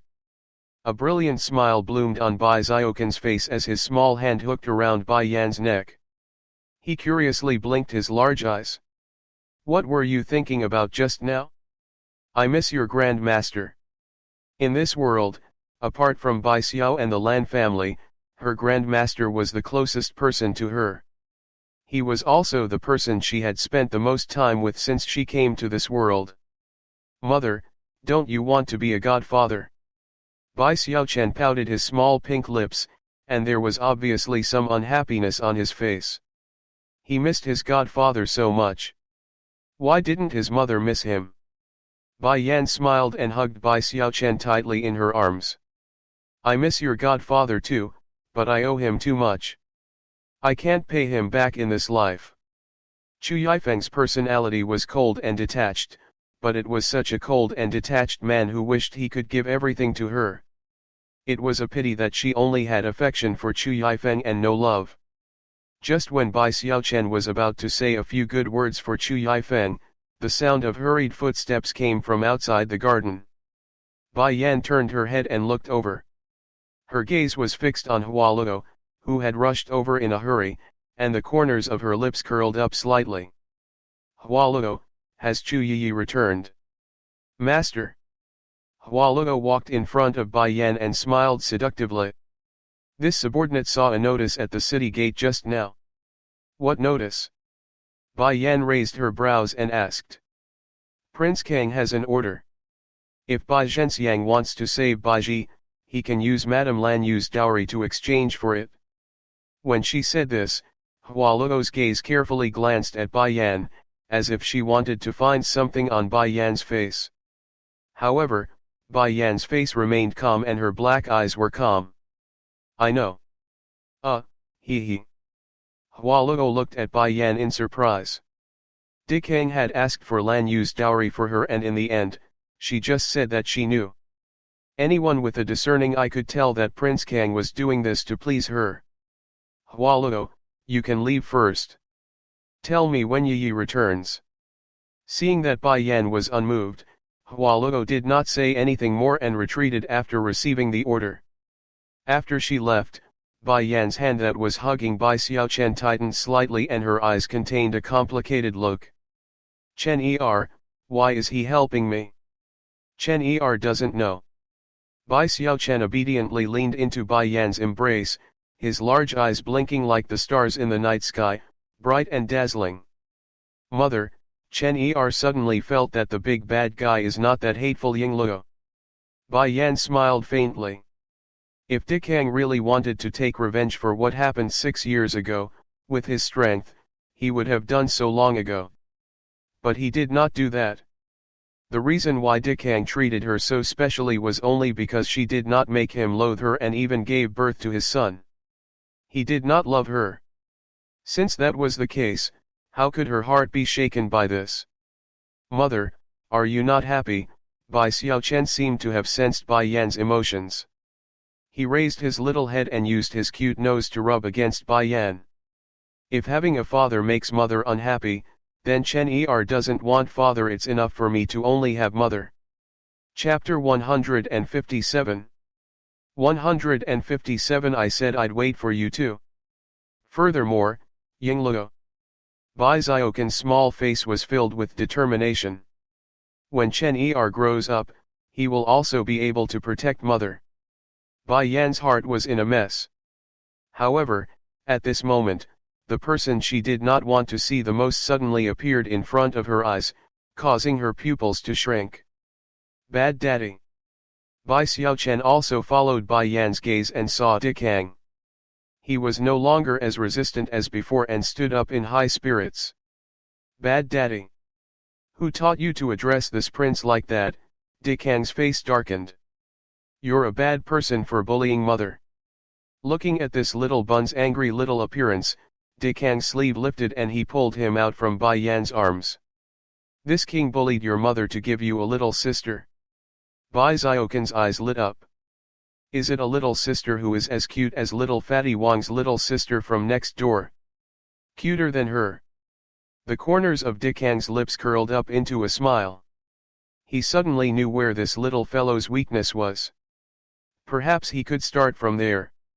Then Chen Er wants 2 younger sisters. All right, not just 2, even 10 will do.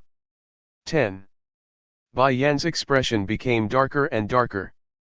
Did he think that she was also a demonic beast? 10 more.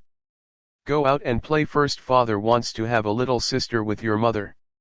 Dikang's words made Bai Xiaochen feel a little conflicted. He glanced at Bai Yan before looking back at Dikang and furrowed his cute little brows. You're not allowed to bully mother, and you're not allowed to bite her. Mother will be in pain. All right, I promise you that I won't hurt your mother.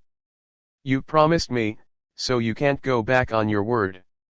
If you hurt mother, Chen Er will definitely not let you off.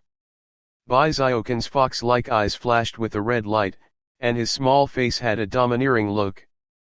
Dikang did not get angry because of these words.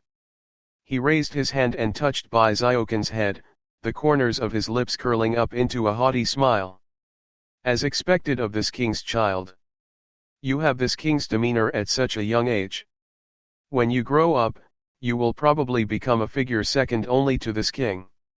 Bai Xiaochen proudly raised his little chin. I will surpass you.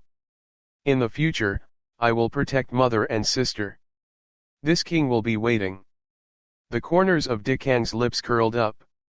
His seat should be so ambitious. Otherwise, how could he bear the heavy rule of being the prince of the demon realm? Bai Yan looked at Dikang in a daze. She finally knew why Chen Er would be so narcissistic. Like father, like son. Mother, Chen Er is going to play with little Fatty Wang next door. Remember to give birth to a little sister for Chen Er. Bai Xiaochen planted a kiss on Bai Yan's face with a swoosh, instantly causing Dikang's face to darken. If it wasn't for the fact that Bai Xiaochen had already run away, he would have immediately thrown this brat out. After Bai Xiaoqin's small figure left, Bai Yan then turned her gaze to Dikang and gritted her teeth.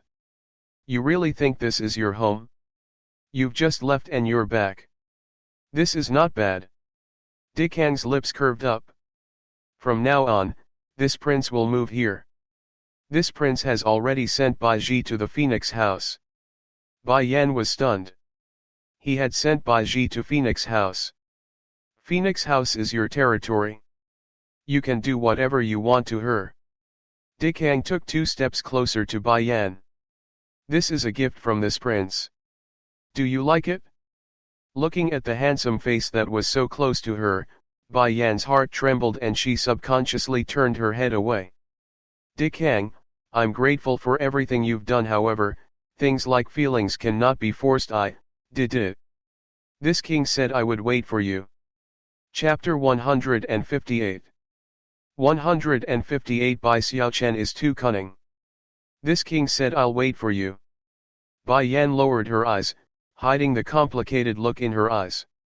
But I don't like you. It's fine, you will fall in love with this king sooner or later.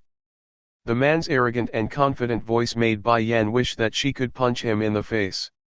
She had seen narcissistic people before, but she had never seen one to this extent. Was he so confident that she would fall in love with him? At this moment, in an alley not far away from the prince's mansion, a small head sneakily stuck out and looked ahead. Little master, are you really going to do this? Xiaomi's heart was trembling. Can I withdraw from this Yingluo? No. Bai Xiaochen patted Xiaomi's head. You have to think about how that bad guy bullied mother. Xiaomi wanted to cry, but that bad guy is your father. Didn't you already say that you would let your parents give birth to a little sister? Bai Xiaochen had clearly guessed Xiaomi's thoughts. He raised his chin and said, that was just a temporary solution. Otherwise, what if that bad guy doesn't let me leave the house? How am I supposed to get out? Moreover, Yingluo. Bai Xiaochen paused for a moment. You've also seen it? I can't beat the bad guy, and I can't let him continue to harass mother. So, I decided to take a risk out of desperation. Didn't you think that he wasn't as despicable as before? Xiaomi had a long face. Little Master was Dikang's son. Dikang would definitely not do anything to him, but he would definitely become cannon fodder. Bai Xiaochen was at a loss. It's true that I don't hate him that much. But it's wrong for him to bully mother. He even wants to make use of baby. Baby likes little sister, but baby likes mother more. In any case, those who bullied her mother were all bad guys. Xiaomi still wanted to say something but was covered by Bai Xiaochen. Don't say anything. We'll start now. He sneakily walked out of the alley and slowly walked in the direction of the prince's mansion. But because Bai Xiaochen had been observing the surrounding terrain the entire time, he did not notice the person in front of him and accidentally bumped into him.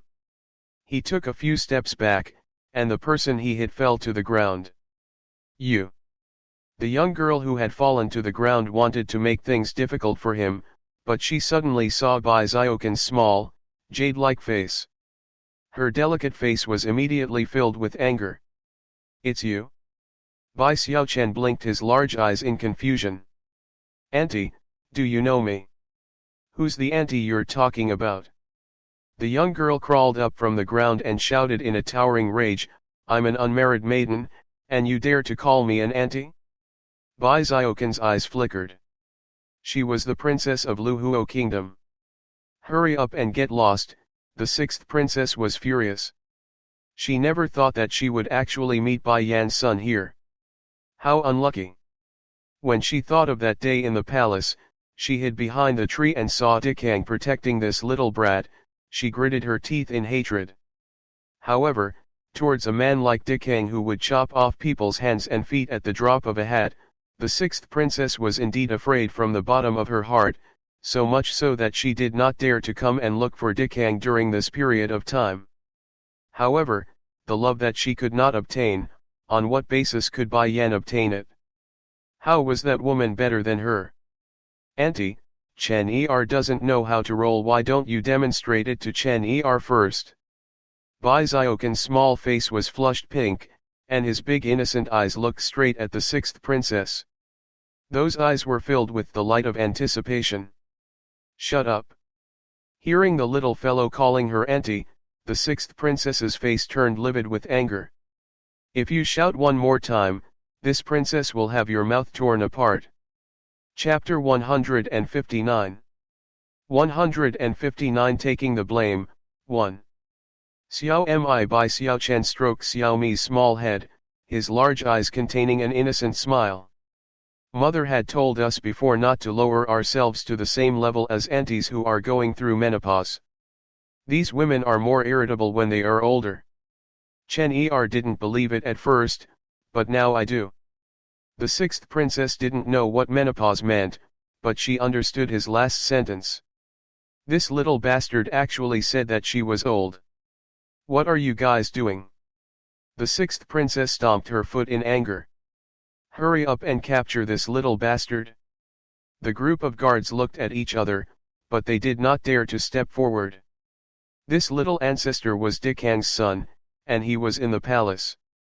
In order to protect him, Dikang had even rejected the emperor's face. Where did they get the courage to touch him? Your Highness, a guard slowly stepped forward and said hesitantly, he is the son that Prince Kang has publicly acknowledged. If you touch him and His Majesty finds out, he might be in trouble. Impudent.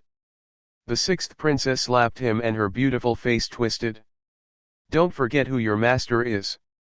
Now that you're afraid of the Azure Emperor and won't make a move, fine, This princess will do it personally. Let's see if this little bastard still dares to be impudent in front of this princess. If it was in the past, the sixth princess would definitely not dare to go against Dick Hang. But now, her heart was filled with jealousy. She had completely lost her mind and rushed forward in anger. If someone who didn't know the situation saw that look, they would think that Bai Xiaochen had killed her entire family. I thought that Bai Yan's son was so good. Turns out that he's just a fellow who doesn't know etiquette. I really don't know why the Azure Emperor would allow a wild brat like you to be his son. Bai Xiaochen pursed his lips. No wonder this bad woman had been hostile to him from the start. It was actually the trouble caused by his bad father. His big eyes rolled around, and there was a cunning and sinister light in his eyes. Does eldest aunt want to marry my father? Bai Xiaochen laughed. Then it's not wrong for me to call you auntie. Could it be that you still want me to call you older sister? The sixth princess was stunned.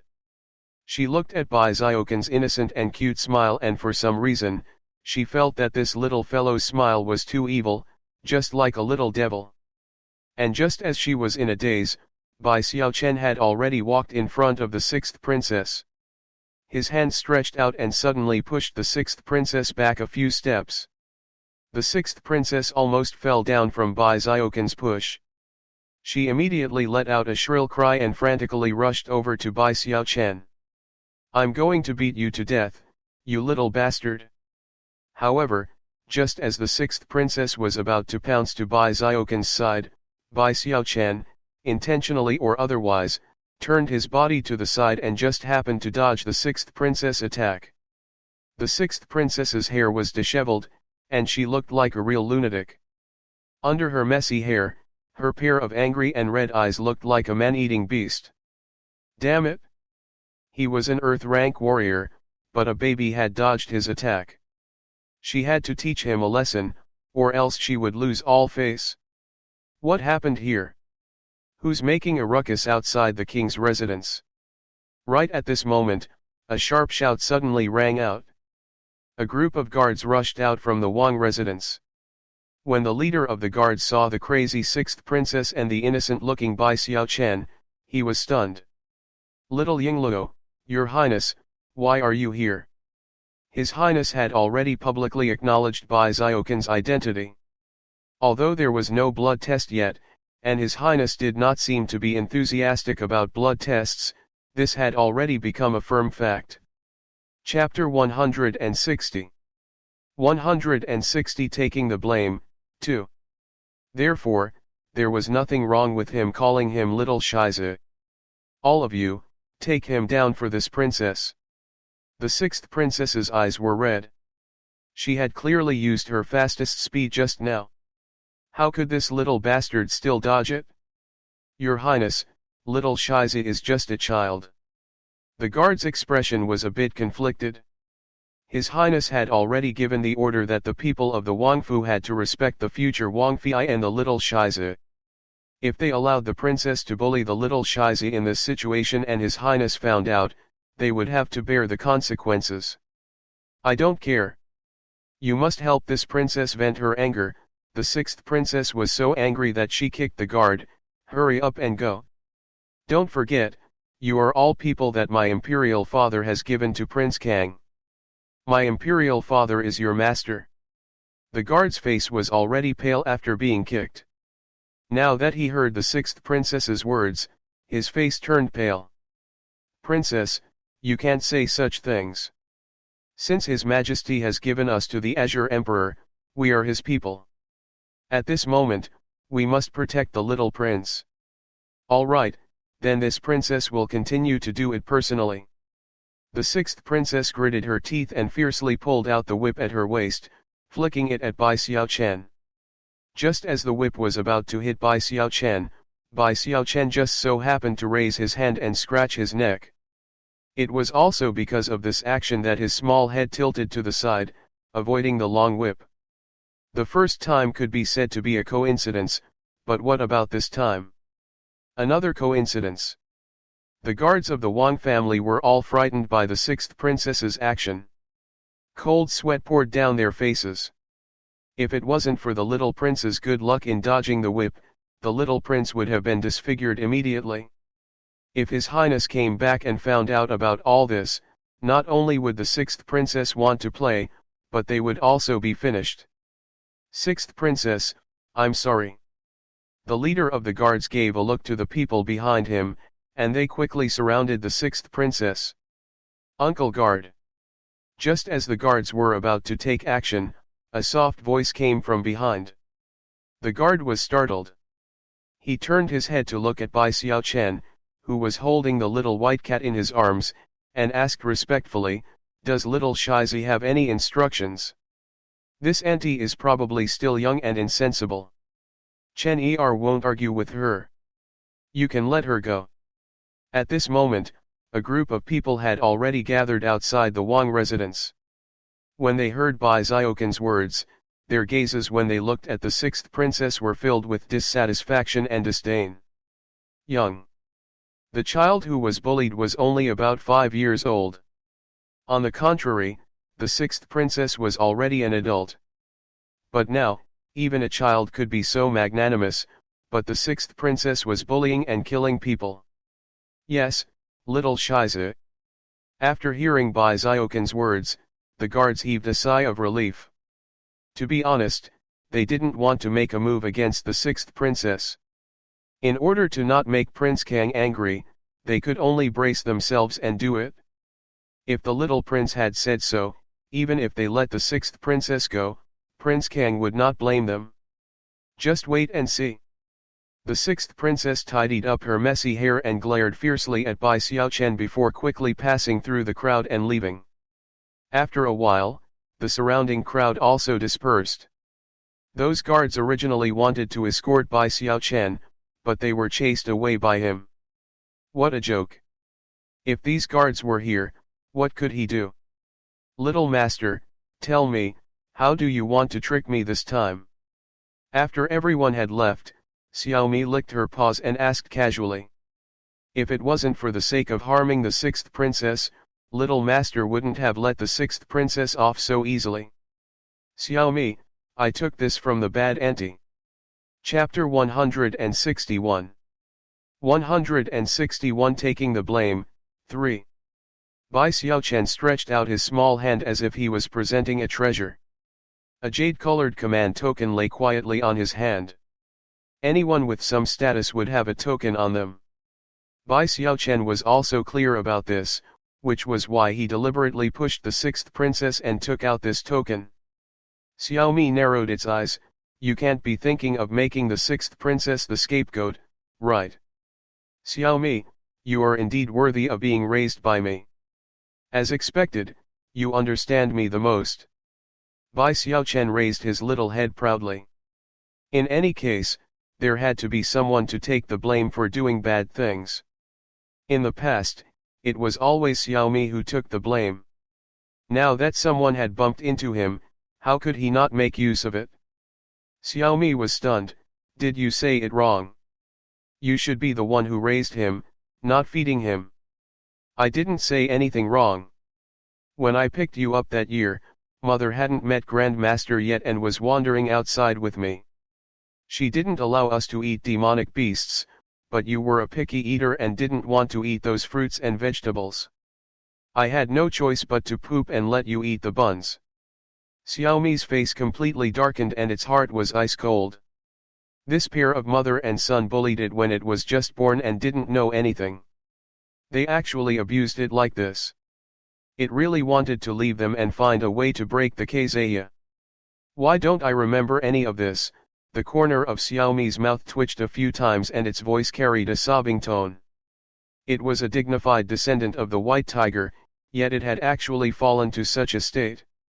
Who asked you to be so stupid and not understand anything? Bai Xiaochen pursed his lips. This time, Xiaomi was really on the verge of tears. Do you think that all demonic beasts are like you, knowing everything from birth? He could take human form in 2 months. It still couldn't transform, all right. Ah, it's getting late.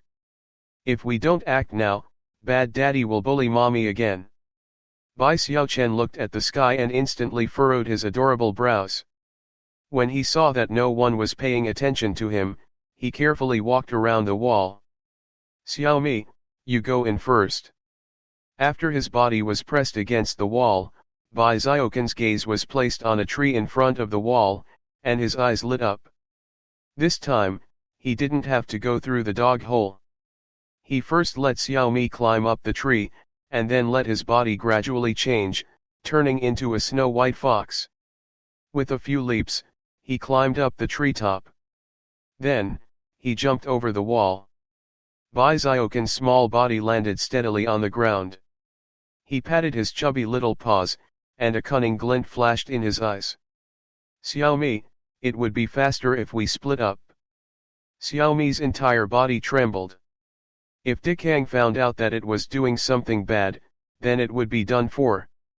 However, when it thought of its master, it gritted its teeth and ran in another direction. The old house. Under the peach tree. The man's hand held the peach tree tightly as he pressed down on the beautiful woman in front of him. His head of silver hair fell down, and he looked peerless. Your Highness, it's bad, it's bad. Just as the man's red lips were about to press down on Bai Yan, a flustered voice was heard. At that moment, the man's face darkened and his gloomy eyes swept over to the person who had interrupted him. What is it? The guard trembled in fear and knelt on the ground. Your Highness, the royal residence is on fire, the entire residence is on fire. Your subordinate has already ordered people to put out the fire, but the fire is too fierce and cannot be put out. What? Set fire to his palace. In Luhuo Kingdom, there was no one who had such courage. Suddenly, Dikang's phoenix eyes swept towards Bai Yan and the corners of his lips curled up slightly. Chapter 162. 162 Taking the Blame, 4. There was only one woman who was audacious. What are you looking at me for? Bai Yan swept her eyes over Dikang. I'm not the one who set the fire. This king knows that it wasn't me, but apart from you, there's another person who has the guts to do this. Hearing these words, Bai Yan's eyelids twitched. Could this fiery mayfly have been set up by little Chen Er? Just at this moment, a small figure rushed over and pounced into Bai Yan's arms. Bai Xiaochen raised his small face that was carved from jade. Mother, I'm back. Where did you go just now? Bai Yan glanced at Dikang's gloomy face before looking at Bai Xiaochen and asking. Bai Xiaochen blinked his eyes in a daze. I just went out for a walk and met a princess. I fought with her and came back. What's going on? Bai Yan raised her hand and touched Bai Xiaoqin's head before turning to Dikang. Since your residence is on fire, you should go back first.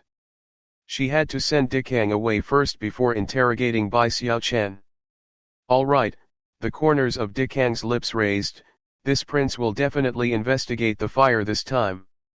The man's voice made Bai Xiaoqin's heart beat a few times. His face was still filled with innocence as he looked at Dikang in surprise. Father's residence is on fire? He was still fine when I saw him just now. The smile on Dikang's lips carried an unknown meaning. He coldly glanced at the guard who was reporting to him and said in a slightly cold voice, let's go back to the residence. After that devilish figure disappeared, Bai Yan then looked at Bai Xiaochen seriously. Tell me, did you start the fire? Who asked him to bully mother? Bai Xiaochen pouted his little mouth and was huffing in anger. Moreover, if he didn't set the fire, this man would not leave. Bai Yan bit her lips tightly. Remember, no matter who asks you, you must deny it. Also, you are not allowed to do such a thing in the future. Otherwise, I will immediately send you back to the sacred island. Dikang's brain wasn't stupid. After thinking about it, he knew that Bai Xiaochen was the one who had started the fire. However, as long as Chen Er didn't admit it, he had no choice. Bai Xiaoqin's small body shrank into Bai Yan's embrace and said pitifully, Chen Er knows that he was wrong. He won't dare to do it again. Mother, Don't chase Chen Er away. Seeing Bai Xiaoqin's pitiful little appearance, Bai Yan could not bear to blame him. Besides, he was doing this for her sake. 1. After Dikang left the old house, he was not in a hurry to return to the Wang residence. He stopped and with his back facing the guards behind him, he asked coldly, "Tell this king the truth, who went to the king's residence today?" "Your Highness, no one has come to the Wang residence, but the crown prince and the princess have both stayed outside the Wang residence." This subordinate also found this inside the Wang residence. The guard respectfully took out a jade pendant and handed it to Dikang. The number 6 on the jade pendant jumped into his eyes, causing his expression to become even colder. "This is the 6th princess's jade pendant." This subordinate is bold enough to make a guess. The 6th princess? She doesn't have the guts to do so. The corners of Dikang's lips curled up and he did not take another look at the jade pendant. In that case, this subordinate will return and continue to investigate the Wang Liang. The guard's forehead was covered in cold sweat as he respectfully replied, "No need." Dikang's eyes flickered. "Take the jade pendant and go to the palace. Just say that the 6th princess of Suanji set my mansion on fire." The guard was surprised. Didn't His Highness say that the 6th princess didn't have the guts? But before the guard could voice his doubts, the man's slightly cold voice was heard again. "My son said it was the 6th princess's doing, so it was her." The guard was completely dumbfounded. "Little Shiza? This matter is related to little Shiza. Could it be that the fire was set by little Shiza? And to frame the 6th princess? And Wanjai wants to do as little Shiza wishes? Let the 6th princess take the blame." Chapter 163. 163 The Unlucky Princess I. Dikang's cold eyes swept towards the guard and his tone was cold. "What are you still doing here?" "Ah," the guard was stunned for a moment before he replied weakly, "Your Highness, don't we need to go back and put out the fire first?" The fire was too fierce, and ordinary water could not put it out. Only His Highness could put it out. "There's no need. The fire won't spread. It will naturally dissipate when the prince's manner is gone."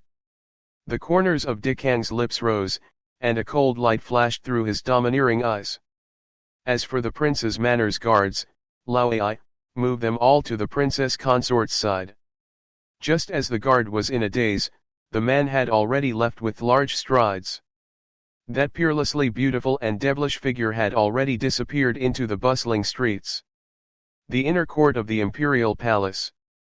Just as the 6th princess was taking a nap, the door was suddenly knocked open. A group of guards rushed in from outside and quickly surrounded the princess's manor. "How dare you!" The 6th princess's expression changed. She slammed the table and stood up, shouting angrily, "Who allowed you to break into my room without permission?" As soon as she finished speaking, the guards dispersed to both sides. A middle-aged man in a bright yellow robe quickly entered. His face was livid, and his sharp eyes fell on the 6th princess. "Father!" The 6th princess was dumbfounded. What was happening? Why did her father bring these guards to find her? "Zier, I heard that you set fire to Prince Kang's residence. Is that true?" Nangong Yuan's expression was extremely ugly and his eyes were filled with disappointment. This daughter was his pride. But now, he actually dared to set fire to the Wang residence. Now that Prince Kang had sent someone to question him, if he did not give an answer, the entire Luhuo kingdom would suffer. The 6th princess's eyes were full of surprise. "Father, I didn't set fire to the royal mansion. Someone must have framed me," she said. "Framed? Humph." Nangong Yuan threw the jade pendant in front of her and shouted angrily, "If you didn't start the fire, why would your jade pendant be in the Wang residence?" Looking at the jade pendant in front of her, the 6th princess's expression was full of shock.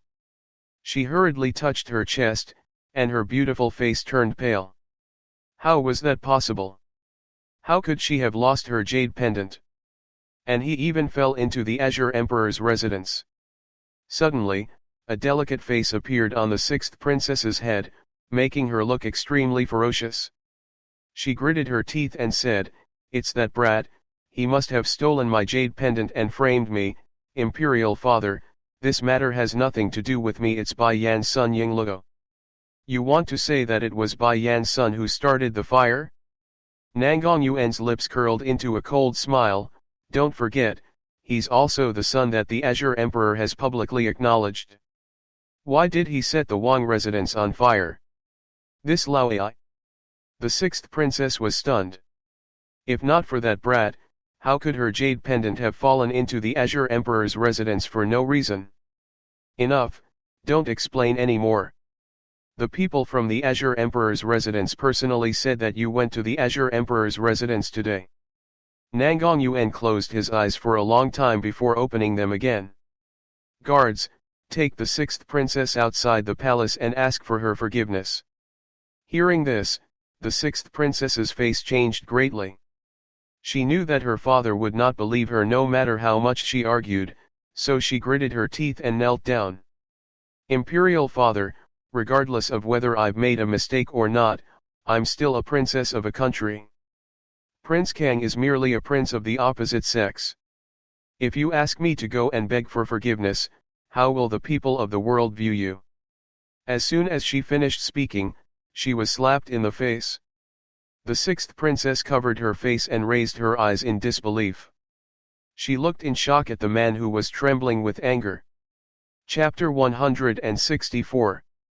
164 The Unlucky Princess, 2. "It's my fault, it's all my fault." Nangang Yuan's voice trembled as he said, "I originally thought that you would not provoke him, so I did not tell you his identity. However, ever since Bai Yan returned, everything has changed." Before Bai Yan had returned, Dikang had already stayed in Luhuo Kingdom for a few years and nothing had happened during these few years. However, ever since Bai Yan returned, whether it was the Crown Prince's wife, Empress, or Princess, Suanji had all provoked Dikang because of her. "Today, you must go and apologize. Otherwise, the entire Luhuo Kingdom will be destroyed in your hands." The sixth princess raised her head and bit her lip. "Father, what do you mean by that? Do you know under what circumstances did I first get to know Dikang?" Nangang Yuan sneered.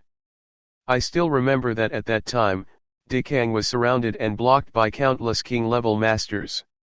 You should know what kind of strength a king-level master has. In our entire Luhuo Kingdom, there are only 2 king-level masters. However, under the siege of so many monarch stage experts, can you guess how Dikang managed to escape?" The sixth princess's heart trembled violently. She clenched her fists tightly and her lips turned white. Did the resplendent Azure Emperor defeat those monarch-level experts? Nangang Yuan shook his head as he looked at the sixth princess's pale face. However, the sixth princess's heart didn't relax because of Nangang Yuan's actions. Instead, she became even more nervous as she stared at Nangang Yuan without blinking. Nangang Yuan was still in shock as he recalled what happened back then. He smiled bitterly. There were so many sovereign-level experts, but Dikang only used one move. As if struck by lightning, the sixth princess's body trembled, and her beautiful face was filled with horror. She finally understood why her father was so afraid of the Azure Emperor. The funny thing was that she had initially wanted to use her power to oppress people, forcing Dikang to marry her as Fei Suanji. I will never forget what I saw back then. There were many high-level masters among those at the sovereign level, but they were all like ants in front of him. Otherwise, why would I have to listen to him in everything, afraid of offending this god of plague? The sixth princess's heart was bitter and bitter. She lowered her eyes. Father, if you knew he was this powerful, why did you still lead him to Lu Fire Country? If he didn't become Luhuo Kingdom's prince of the opposite sex, perhaps Jian wouldn't have met him, and she wouldn't have fallen in love with this terrifying man. It's not that I want him to come to Luhuo Kingdom. It's that he himself wants to be this prince. He said that it would be more convenient to find someone. From the looks of it now, the person he wants to find is Bai Yan. If such a powerful man wanted to be a prince, could he refuse? If he refused, the emperor might change hands immediately. The sixth princess' stomach churned and she clenched her fists tightly. She bit her lip hard to make her heart, which was gnawing at by jealousy, feel less painful. Father, I understand. I'll go and ask for forgiveness. She raised her head, her face full of resentment and hatred. She blamed Nangong Yuan. Why didn't he tell her how terrifying the Azure Emperor was earlier? She hated Bai Yan even more. She hated Bai Yan for snatching away her man. Bai Yan would definitely not be able to laugh for long. How could such a powerful man be true to a woman? She would be abandoned by him sooner or later. Your Majesty, something bad has happened. At this moment, a eunuch ran in a panic. His face was covered in sweat, and his spy-like voice was clearly anxious. Chapter 165. 165 The Unlucky Princess, 3. The Crown Princess, she is Huan. What's wrong with the Crown Princess? Nangong Yuan furrowed his brows. He liked his daughter-in-law, Bai Ruo, but it was a pity that Yingying didn't discipline her well. The Crown Princess was knocked unconscious with a single strike, but because the caning had not ended, they refused to let anyone treat the Crown Princess. Nangong Yuan furrowed his brows as a hint of anger flashed across his eyes. The Lan family's Lan Shaoling was also too ignorant. Now, just because he had Dikang's support, he did not put the royal family in his eyes and actually dared to hit the Crown Princess consort. In the future, when Dikang no longer lusted after Bai Yan, let's see if the Lan family could still have a foothold like this. Your Majesty, something big has happened. Before Nangong Yuan could say anything, a flurry of footsteps entered the room. Just like the eunuch from before, he spoke before the emperor could ask. The imperial palace is on fire, and the national treasury is on fire. Your Majesty, quickly escape from Suanji. What? Nangong Yuan was completely enraged. Who has the guts to set fire to my treasury?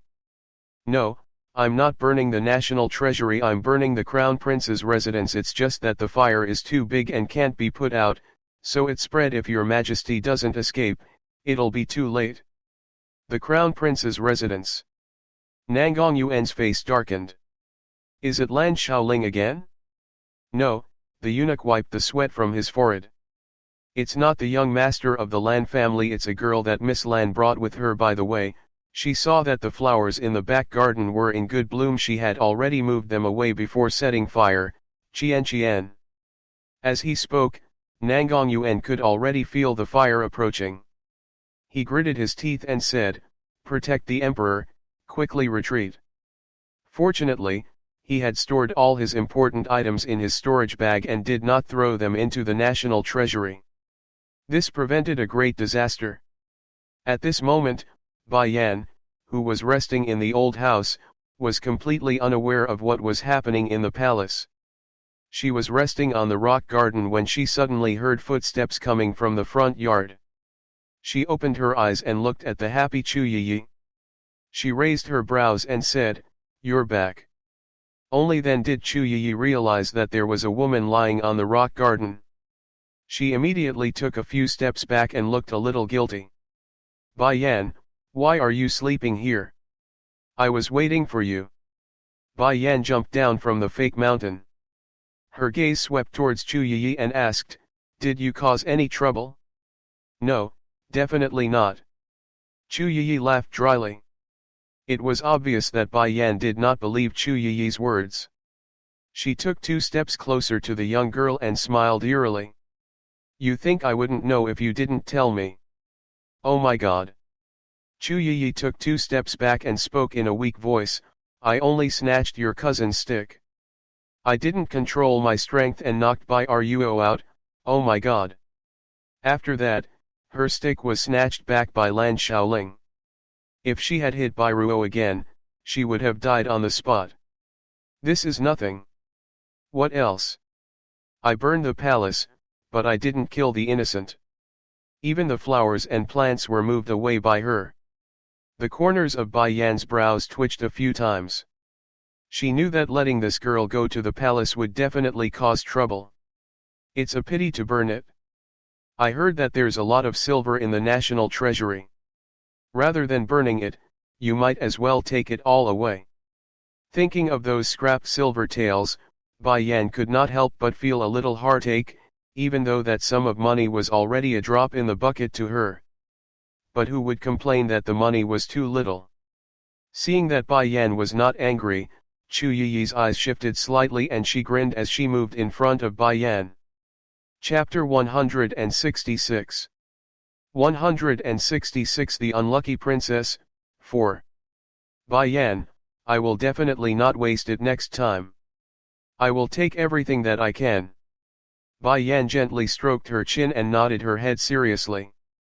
Okay, remember not to waste it next time. You're tired. Before she could finish her sentence, her face immediately darkened. Chu Yi didn't understand what was going on. She turned around to take a look and was scared out of her wits. Bai Yan, I just remembered that I still have something to do. I'll take my leave first. After saying that, she did not even wait for Bai Yan's agreement and quickly ran in the direction of the backyard with a whoosh. The corners of Bai Yan's lips twitched a few times as she stared at the devilish man who had already walked in front of her and gritted her teeth. You really think of this place as your own home? My royal residence was burned down by our son. The man raised his eyebrows. He wasn't talking about you, he was talking about us. You said that Chen Er started the fire, but do you have any evidence? Regardless of whether he was the one who started the fire, this king has no home to return to, so I naturally have to come and find you. Looking at the man's shameless appearance, Bai Yan took a deep breath. Can I refuse? Sure. Dikang's answer surprised Bai Yan a little. She looked at the man in surprise. Then why are you still keeping it? I'll stay and sleep with you. The man raised his hand and pulled Bai Yan into his embrace. One of his hands gently brushed past her fine black hair while the other hand wrapped around her waist. Bai Yan's body trembled and her embarrassment turned into anger. You said I can refuse, then why don't you get lost?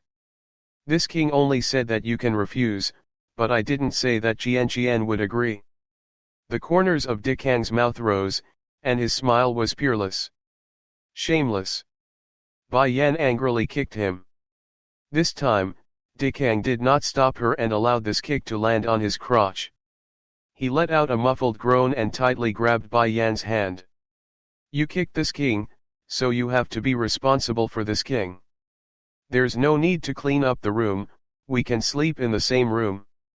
Dikang. Bai Yan grabbed Dikang's lapels and said angrily, when the day comes that my strength surpasses yours, I will ruthlessly suppress you so that you will never be able to make a comeback. How do you want to suppress it? How about on the bed? 6 years ago, you've already suppressed this king once. This king doesn't mind doing it again. Dikang's eyes had an evil glint as his smile grew deeper. Bai Yan sneered. Even if you strip naked, you don't have the ability. A few days ago, she had already poisoned Dikang. Within a month, it was impossible for him to do anything to violate her. Dikang narrowed his eyes. He grabbed Bai Yan's hand and extended it to his crotch. You'll know if it works or not after you try. Aren't you poisoned by me? She looked at Dikang's beautiful face and gritted her teeth as she asked fiercely. How did this Ying know? He was clearly poisoned and should be unconscious. This king's blood can detoxify the poison.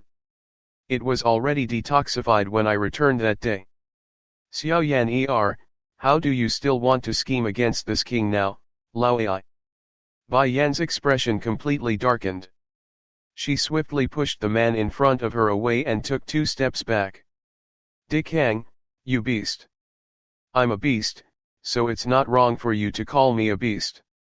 However, Huan, Dikang's phoenix eyes were filled with an evil smile.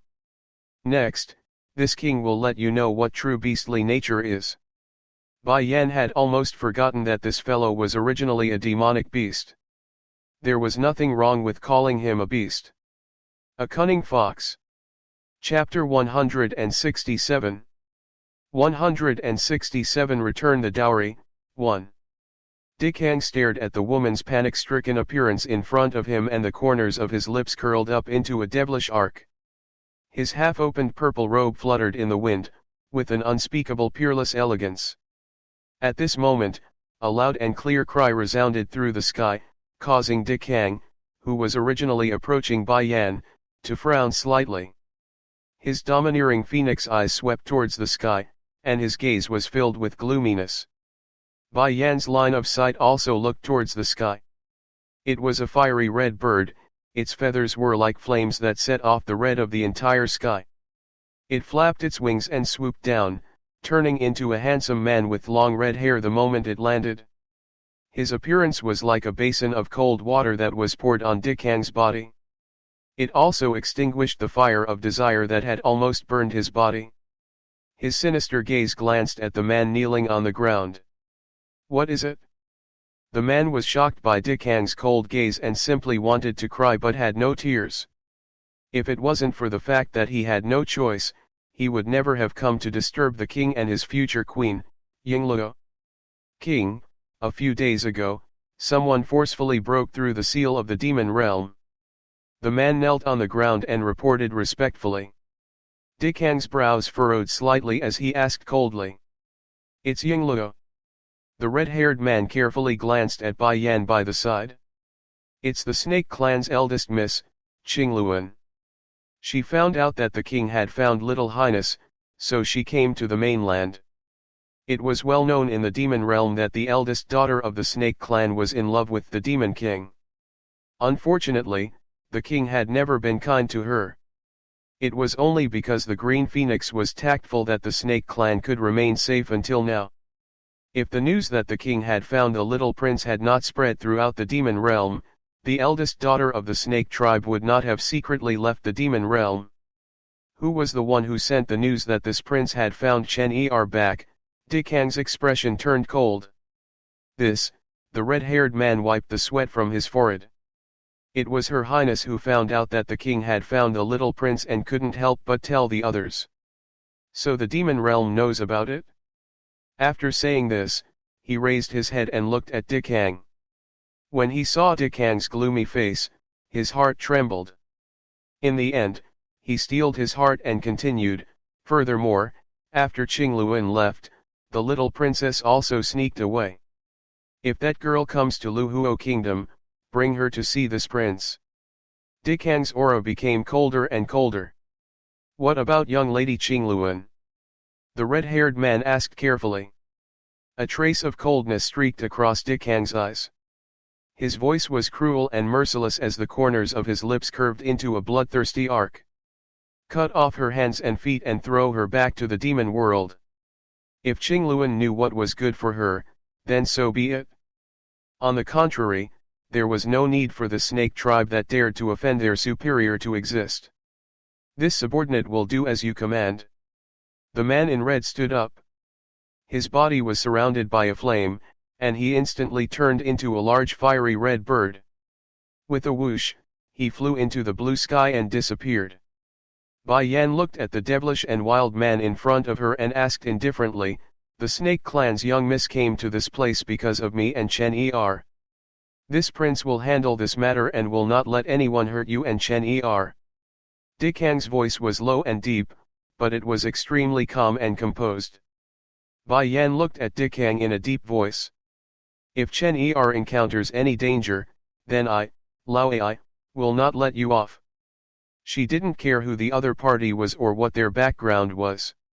She would never let go of anyone who hurt her son, even if she had to give up everything and use her life as the price. If Chen-Er is hurt in the slightest, not to mention you, this king will also overturn the demon world.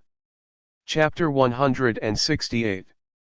168 Returning the Dowry, 2. The man's domineering and arrogant voice caused Bai Yan's heart to tremble.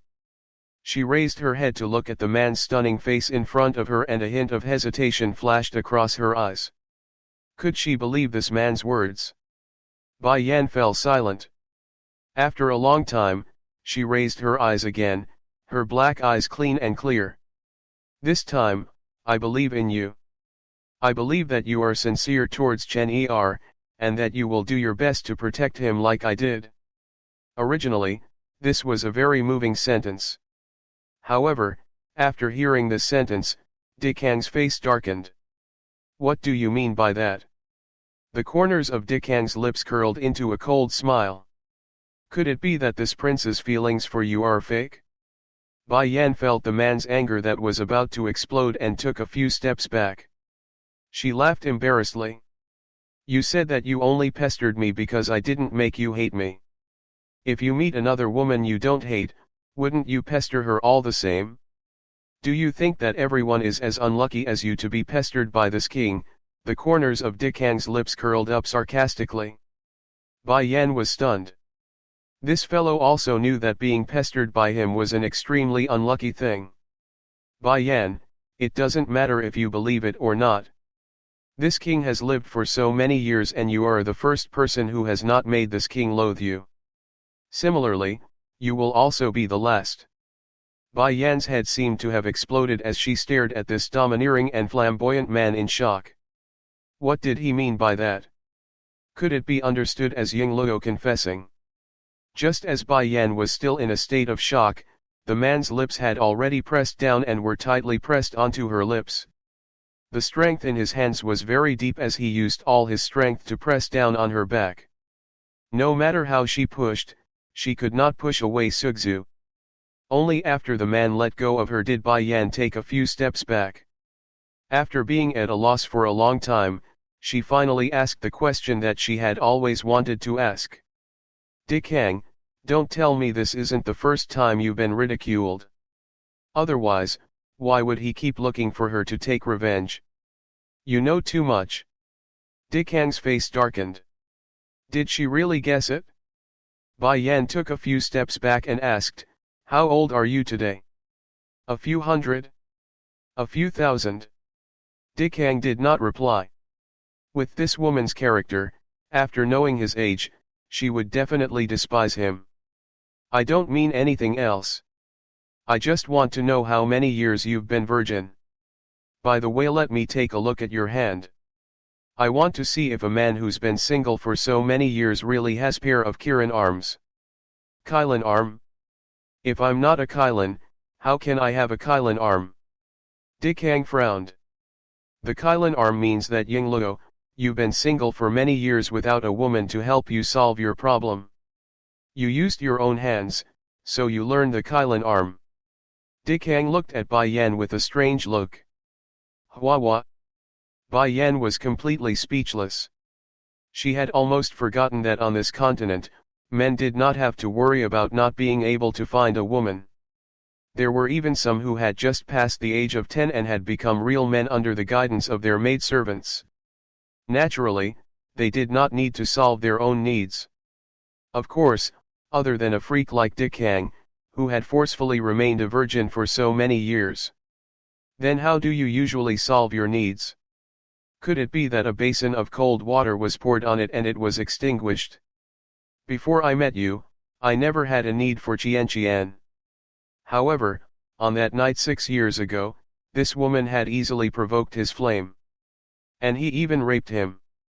The moment he thought of what had happened 6 years ago, Dick Hang's teeth itched with hatred. He would definitely not stop until he took revenge.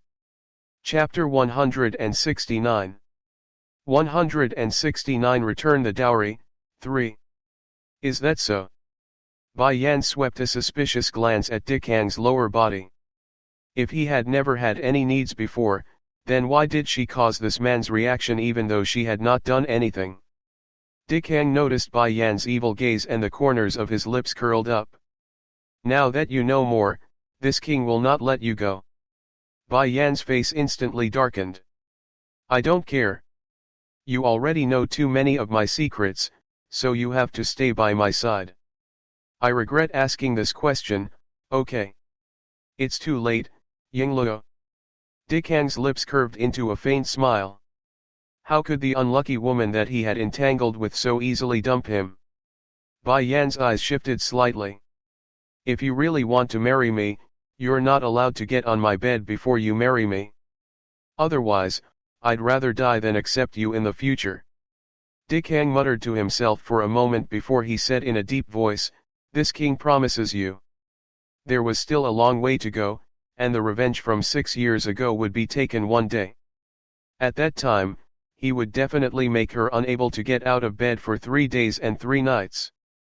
I'll get someone to prepare a room for you. Bai Yan gritted her teeth. Move back immediately after your Wang residence is repaired. All right, he said. Dikang agreed without any hesitation. Repair the king's residence. I probably won't be able to fix it in this lifetime, Yingluo. Bai Yan slowly heaved a sigh of relief. As long as she was given a little more time, she would have the chance to run away with Chen Er. It's getting late, I'm going to rest. Help yourself. After saying this, Bai Yan turned around and left in a hurry. Dikang stared in the direction the woman had left, a smile on his devilishly domineering face. It seems that it's time for this prince to get married, Zhen. Compared to the peace on Bai Yan's side, the Bai family's side was immediately in chaos. First, Dikang had informed the Bai family through an announcement, asking the Bai family to return all of the Lan family's assets.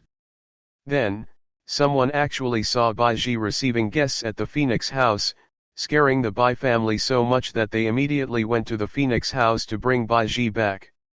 However, the people of the Bai family were even smacked back before they could even see Bai Ji. In addition, Phoenix House did not admit that they had detained Bai Ji, so the more the Bai family thought about it, the more worried they were. They went to the Criminal Investigation Department to look for Bai Ji. However, the Criminal Investigation Unit claimed that Bai Ji was still in the cell and they could only return in embarrassment. They even suspected that the people who saw Bai Ji in the Phoenix house previously had misjudged Hua. However, if they wanted to save Bai Ji, they had to return all of Lan Yu's dowry. How were they going to return it when all the dowry had been spent? In the end, it was Yurong who went to the Crown Prince's residence and took back all the treasures that she had given to Bai Ruo back then. After that, Bai Zhenxiang once again used his strength to suppress people, forcing the forces below to pay gold and silver. For a moment, the entire Luhuo kingdom was filled with wails of grief. The Bai clan's reputation was also ruined and some of them even started to side with the Lan clan. No matter how strong a force was, if it lost the hearts of its people, it would eventually be surpassed by an equally strong force. However, the current Bai Zhenxiang could no longer care so much, sob. It was already a month later when all the dowry was gathered. Bai Yan sat upright in the living room and coldly stared at Bai Zhenxiang, whose eyes were completely red. The corners of her lips curled up into an arc. I will compare these dowries with the list, and if anything is missing, I will make you spit it out. Bai Yan, are you really going to disregard our father-daughter relationship like this? Bai Zhenxiang's eyes were filled with anger and hatred. Tell me honestly, was it you who asked Prince Kang to force our Bai family? Bai Yan put down her teacup and lowered her eyes with a faint smile. Whether it was me or not, this is what your Bai family should pay back. And this was only the first step. Don't forget, you're where you are today because of my infatuated mother giving you all these pills. Do you think these pills are so useful? Bai Zhenxiang laughed coldly. I've already returned what I should return. I've already eaten these medicinal pills. Don't tell me you want me to spit them out. I won't make you spit it out. Bai Yan paused and smiled sweetly. However, if I can make your strength fall back to the past, it can also be considered as you returning the medicinal pill. Chapter 170. 178 Threat, 1. Bai Zhenxiang's entire body trembled. He had a feeling that this woman would definitely do what she said. Bai Yan, I'm your father. He clenched his fists tightly and his eyes were filled with anger. Do you really want to exterminate the Bai family? Bai Yan smiled indifferently. If you don't want your strength to fall back to the past, then take back all the medicinal pills that my mother gave you. Not a single one less. From the moment she returned to Luhuo Kingdom, she had already made plans. She wanted Bai Zhenxiang to return everything that he had obtained from Lan Yu back then, not a single cent less. Bai Zhenxiang's eyes were filled with mockery. At first, on account of our father-daughter relationship, I didn't want to go too far with you. But now, you're the one who's unkind. Don't blame me for being disloyal. Bai Yan raised her brows and smiled faintly. Could it be that Wan, this Bai Zhenxiang, still had some trump card in his hands that could threaten her? I know what shady business you've been up to recently. Bai Zhenxiang's expression turned cold. You can be so arrogant only because you have Phoenix Tower to back you up? Otherwise, how would you have the courage to make a scene with our Bai family? Bai Yan smiled. She was amused by Bai Zhenxiang.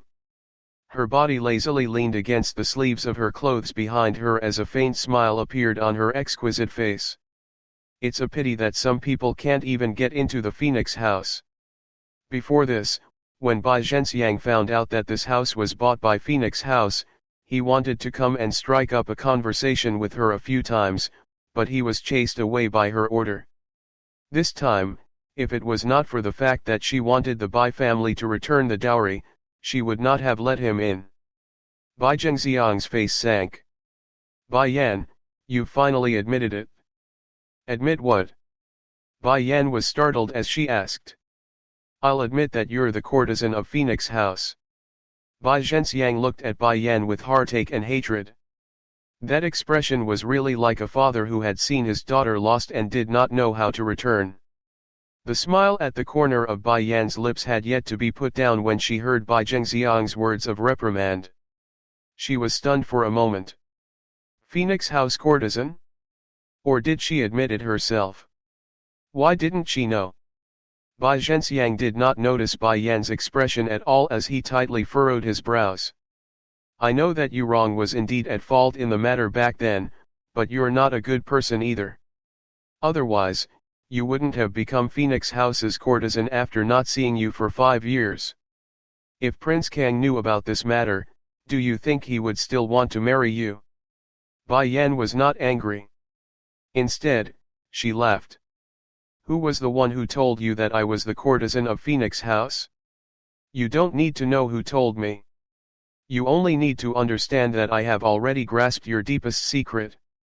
Bai Zhenxiang's eyes were gloomy. Originally, on the account of the father-daughter relationship, I did not intend to expose you. Now that you don't let the Bai family off, I will similarly not let you off. Bai Yan looked at Bai Zhenxiang's eyes that were suddenly flashing and curled the corners of her lips up with interest. Then what do you want to do? Even if she denied it, it was impossible for Bai Zhenxiang to believe her. Now, she really wanted to know what this fellow's objective was. Bai Zhenxiang's eyes flickered. I've already brought Lan Yu's dowry, it's just that I'll be taking it away later. At that time, you can just tell Prince Kang that you've accepted the dowry. He had never intended to return the dowry from the beginning. The reason why he had gathered the dowry first was because the people of the Wang family had been watching him closely. He had no choice but to gather all the dowry. However, whether Bai Yan really accepted these dowries or not was not within the scope of Prince Kang's control. The corners of Bai Yan's lips held a cold smile. On the basis that I know the secret that you are the courtesan of Phoenix House, Bai Zhenxiang raised his head confidently. Also, I want you to tell Prince Kang that the person on that night 6 years ago was not you, but Ger. Chapter 171. 171 A Threat, 2. Bai Yan was startled as she looked at Bai Zhenxiang in surprise. She had initially thought that Bai Zhenxiang only did not want to return the dowry, but she did not expect his ambition to be so great. Tisk tisk, Dikang was such a terrifying and cunning man. How could he be so easily schemed against? Seeing that Bai Yan did not say anything, Bai Zhenxiang thought that she had been frightened by him, and the corners of his lips curled up into a smug arc. Bai Yan, as long as you obediently listen to me, I will keep the secret for you.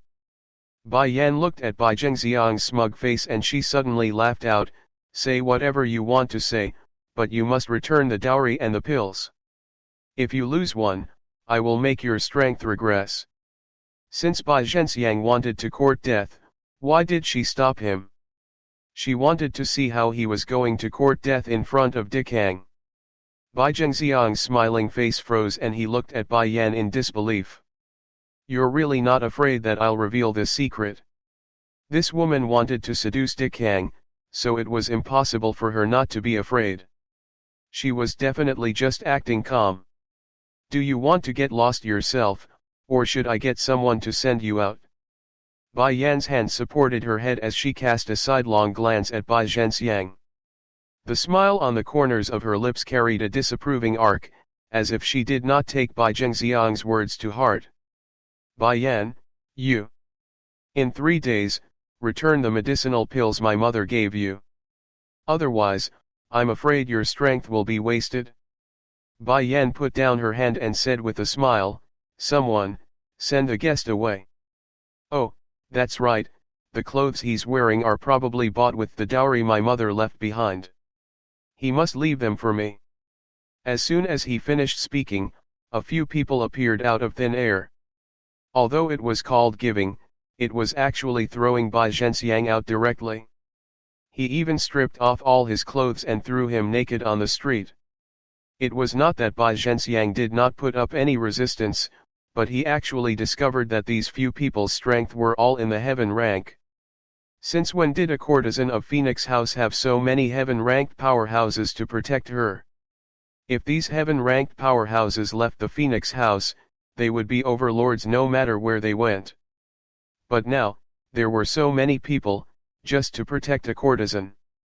Bai Zhenxiang did not have the time to think too much when he felt a group of people surrounding him. He hurriedly used his hand to cover his face and left in a hurry, afraid that those people would recognize him. Unfortunately, Bai Zhenxiang was also a famous person in Luhuo Kingdom. The moment he appeared outside the old mansion, he was immediately recognized by others. As a result, his reputation became even more well known, just that he had a bad reputation. Inside the old house, Bai Yan stared at the direction in which Bai Zhenxiang had left and gently took a sip of tea. Hua Luo had appeared out of nowhere. She pondered for a while and asked, Master, are we just going to let him go? The corners of Bai Yan's lips curled up. He's going to court death himself. Why should I stop him? Master, because of little master's matter, Mother Chu can no longer deliberately approach wrong. As such, this subordinate thinks that master has no need to hide your identity. In the beginning, Bai Yan had not used her identity as Phoenix House because she wanted to let Mother Chu get close to wrong. Now that she had been exposed, there was no need to continue hiding it. Bai Yan was silent for a moment before asking, did Mother Chu find out anything? I did manage to find one piece of information, but it's not confirmed enough. Hua Luo glanced at Bai Yan and a deep thought appeared on her seductive face. According to what the midwife who helped Lady Blue Moon deliver the baby said, Lady Blue Moon once gave birth to a stillborn Baiyan. Bai Yan's hand that was tightly holding the teacup suddenly loosened and it slipped down from her palm. With a plop, it fell to the ground and shattered into pieces. Chapter 172 172 Stealing the Pill, 1. How accurate is this information? Bai Yan slowly came back to her senses and asked with a solemn expression. If Lan Yu had given birth to a stillborn back then, what was going on with her? Mother Chu also met the midwife by accident and heard this news from her. However, Qian changed her words and said that Lady Blue Moon gave birth to twins. One of them died and Lady Blue Moon secretly buried the stillborn to not make people sad. Hua Luo glanced at Bai Yan and continued, but I suspect that Madame Lan Yu did not give birth to twins back then. Otherwise, it's impossible for Bai Zhenxiang to not know about the stillbirth. You're saying that Bai Zhenxiang didn't know that my mother gave birth to a stillborn back then? A glint flashed across Bai Yan's black eyes as she asked in a deep voice. Other than the midwife, no one else knows about this. His master was such an outstanding person, why would he have such a douchebag father? If she wasn't that douchebag father's biological daughter, then it would make more sense, Wu. Bai Yan was silent for a moment before continuing. Don't speak of this matter first, especially to Xiao Er. In addition, let Mother Chu continue to investigate this matter thoroughly. Yes. Yes, Master. Hua Luo responded respectfully, the corner of her lips raised in a seductive arc. Master, what about the Bai family? Before this matter is fully investigated, let's not beat the grass and alert the snake. In any case, other than us, there will still be people who will deal with Bai Zhenxiang. Bai Yan's heart was a little complicated. If she was not Bai Zhenxiang and Lan Yu's daughter, then the Lan family and Bai Xiao would no longer be her blood relatives. She did not know if Xiao Er would be able to stand Zhen Zhen if he found out about this matter. All right, he said. A smile appeared on Hua Luo's face. Since the Bai family was seeking their own death, they didn't need to interfere. Bai Yan paused for a moment and a cold glint suddenly appeared in her eyes. However, the Bai family must be upset about returning the dowry. The only thing they can do now is to drive public opinion. So, we have to strike first. What should I do? Hua Luo's face darkened. You announce to the crowd that Yu Rong has spent all of my mother's dowry and forced the clans under her to gather the money. Furthermore, a few of the clans under her plan to join the Lan family. You will bring them out as proof. The corners of Bai Yan's lips carried a sinister smile. She would never allow herself to be in a passive situation, so she had to strike first. Of course, Bai Zhenxiang knew nothing about the old house. He angrily walked into the Bai family, and before he could even sit down, Yu Rong rushed over. She saw Bai Zhenxiang empty-handed and did not see the dowry being brought back. Her heart instantly thumped. Husband, didn't we agree before that we would use the matter of Bai Yan being the courtesan belle of Phoenix House to force her? But why did the dowry not come back? Don't tell me you still care about your father-daughter relationship. Yu Rong had never thought of returning the dowry and was only doing it for Dikang's sake. She had originally thought that with this threat, Bai Yan would definitely not dare to forcefully keep Lan Yu's dowry. However, she did not expect that she would actually really accept it. Bai Zhengxiang's expression was very unsightly. Do you think this friendship is that important? Not only did that stinky girl not listen to my threats, she even threw me out of the manor. The moment he thought of this, Bai Zhenxiang was so angry that he gritted his teeth, and his eyes burst out with intense anger. She's not afraid that we'll reveal that she's a courtesan, Yu Rong was stunned. Chapter 173 173 Stealing Medicinal Pills, 2. I think that Bai Yan is certain that we can't see the Azure Emperor, so we are not threatened. However, she forgot that in order to expose her identity, she doesn't necessarily have to see Prince Kang. Bai Zhenxiang smiled coldly. At that time, we only need to spread these words and someone will naturally bring it to Prince Kang. Yu Rong's face was filled with shock, but her heart was filled with joy. She pretended to be conflicted and asked, isn't this too much? Too much? Did that brat not go overboard with us? Not only do I want to expose this matter, I also want to tell the world how this stinky girl forced her father to return her mother's dowry. A hint of ruthlessness flashed past Bai Zhengxiang's eyes. Since you're so unkind, don't blame me for being unkind. I won't stop until I've ruined your reputation. By the way, Yu Rong's eyes flashed, husband, for the sake of our Bai family's crisis this time, my big brother and the rest have already exhausted all of the Yu family's assets, even selling the house. So, I plan to let them come to the Bai family, is that okay? Bai Zhenxiang sighed softly, indeed, a friend in need is a friend indeed. It's still the people of the Yu family who are more affectionate and righteous, unlike the Lan family and that B***starred Bai Yan. One of them did not save her while the other was disobedient and unfilial. In Bai Zhenxiang's heart, the fact that the Yu family was willing to lend a helping hand at such a critical moment was worthy of him feeling grateful in his heart. He seemed to have forgotten that the Lan family had almost used up all their wealth to get him to where he was today. However, the Lan family had spent all their wealth to buy pills for Lan Yu, so not only was he not grateful, but he also secretly hated the Lan family. In any case, he was the son-in-law of the Lan family. In the end, the Lan family guarded against him as if he was a thief. Didn't he just eat a few pills from Lan Yu? Was there a need for the Lan family to remember him for life? They were all in-laws, so why couldn't the Lan family learn from the Yu family and not ask for anything in return? Yurong's eyes lowered, and the corners of her lips curled up. Husband, you should understand now who's truly doing this for the Bai family's Wan. By the way, I have another piece of good news to tell you. I'm pregnant. Her tone was calm, but it made Bai Zhenxiang's heart tremble. He hurriedly raised his head and looked at Yurong with joy.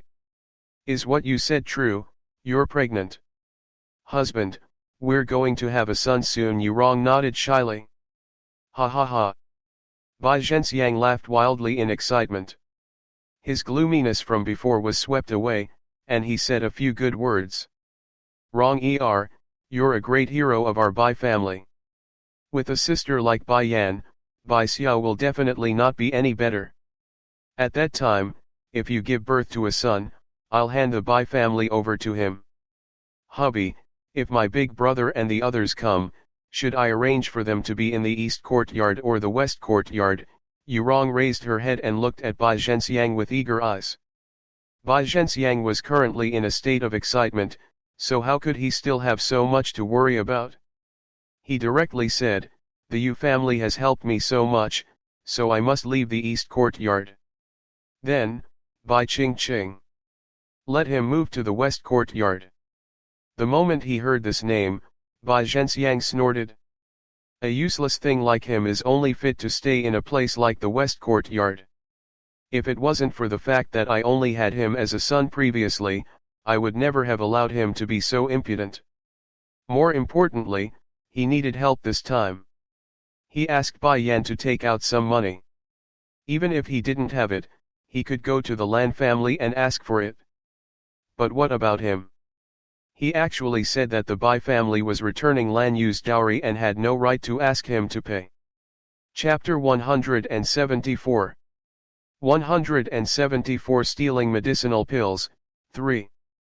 This kind of person who did not put the Bai family's interests first would never be worthy of being his, Bai Zhenxiang's, son. The Lan family isn't anything good either. Prince Kang forced me to return the dowry, but not a single one of them stood up for me. As long as they say that there's no need to return it, could it be that Dikang would still want me to return it? Bai Zhenxiang gritted his teeth, his expression ruthless. The corners of Yurong's lips curled up. This was the kind of effect she wanted. As long as Bai Zhenxiang's heart was completely on her side, she would not need to be afraid of Bai Yan. Even if she was enemies with Bai Yan and the world was standing on Bai Yan's side, that would also mean that her actions back then had been exposed. However, Bai Zhenxiang was different. If Bai Yan was really disobedient and unfilial, the saliva of the world would drown her. Wrong rest well and take care of your health. I'll bring back in a while and let you and your daughter reunite. Bai Zhenxiang's heart ached. Bai Ji must have suffered a lot in the criminal investigation department. It was fine if it was anywhere else, but he could only hope that she did not hurt that face. Otherwise, he would have suffered a great loss. After giving a few instructions to the maidservants, Bai Zhenxiang hurriedly rushed to the criminal investigation unit. However, no one from the criminal investigation unit came out at this moment, so he could only stand at the door and wait. This wait lasted from late in the morning until the next day's dawn. Only then did a guard walk out and look at Bai Zhenxiang, who had panda eyes, in surprise. "Lord Bai, what are you doing here?" The corners of Bai Zhenxiang's mouth twitched. He suppressed the anger in his heart and said, "Prince Kang has promised that as long as I return the dowry, he will allow my daughter to leave the criminal division. I am here to bring my daughter home." The guard was even more surprised.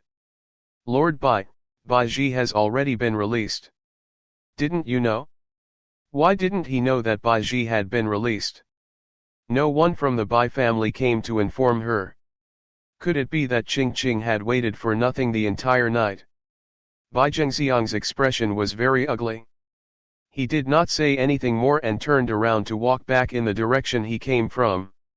Of course, he didn't know that Bai Ji had just received her last customer and was only released by the people of Phoenix House.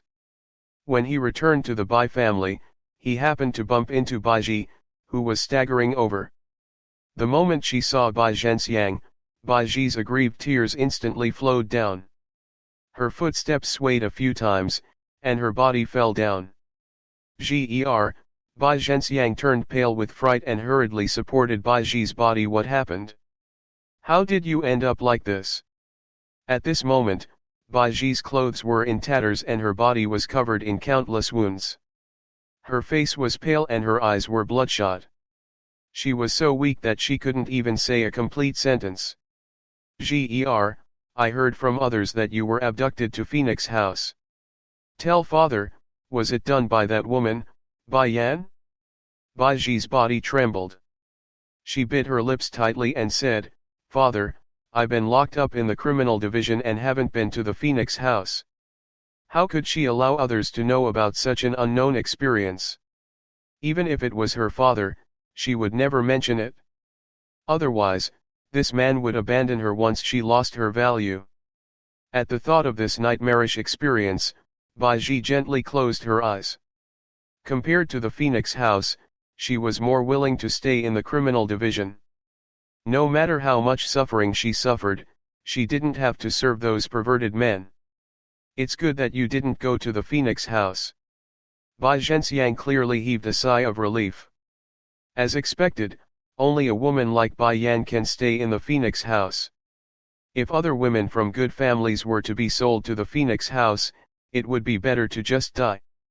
Chapter 175. 175 Stealing Medicinal Pills, 4.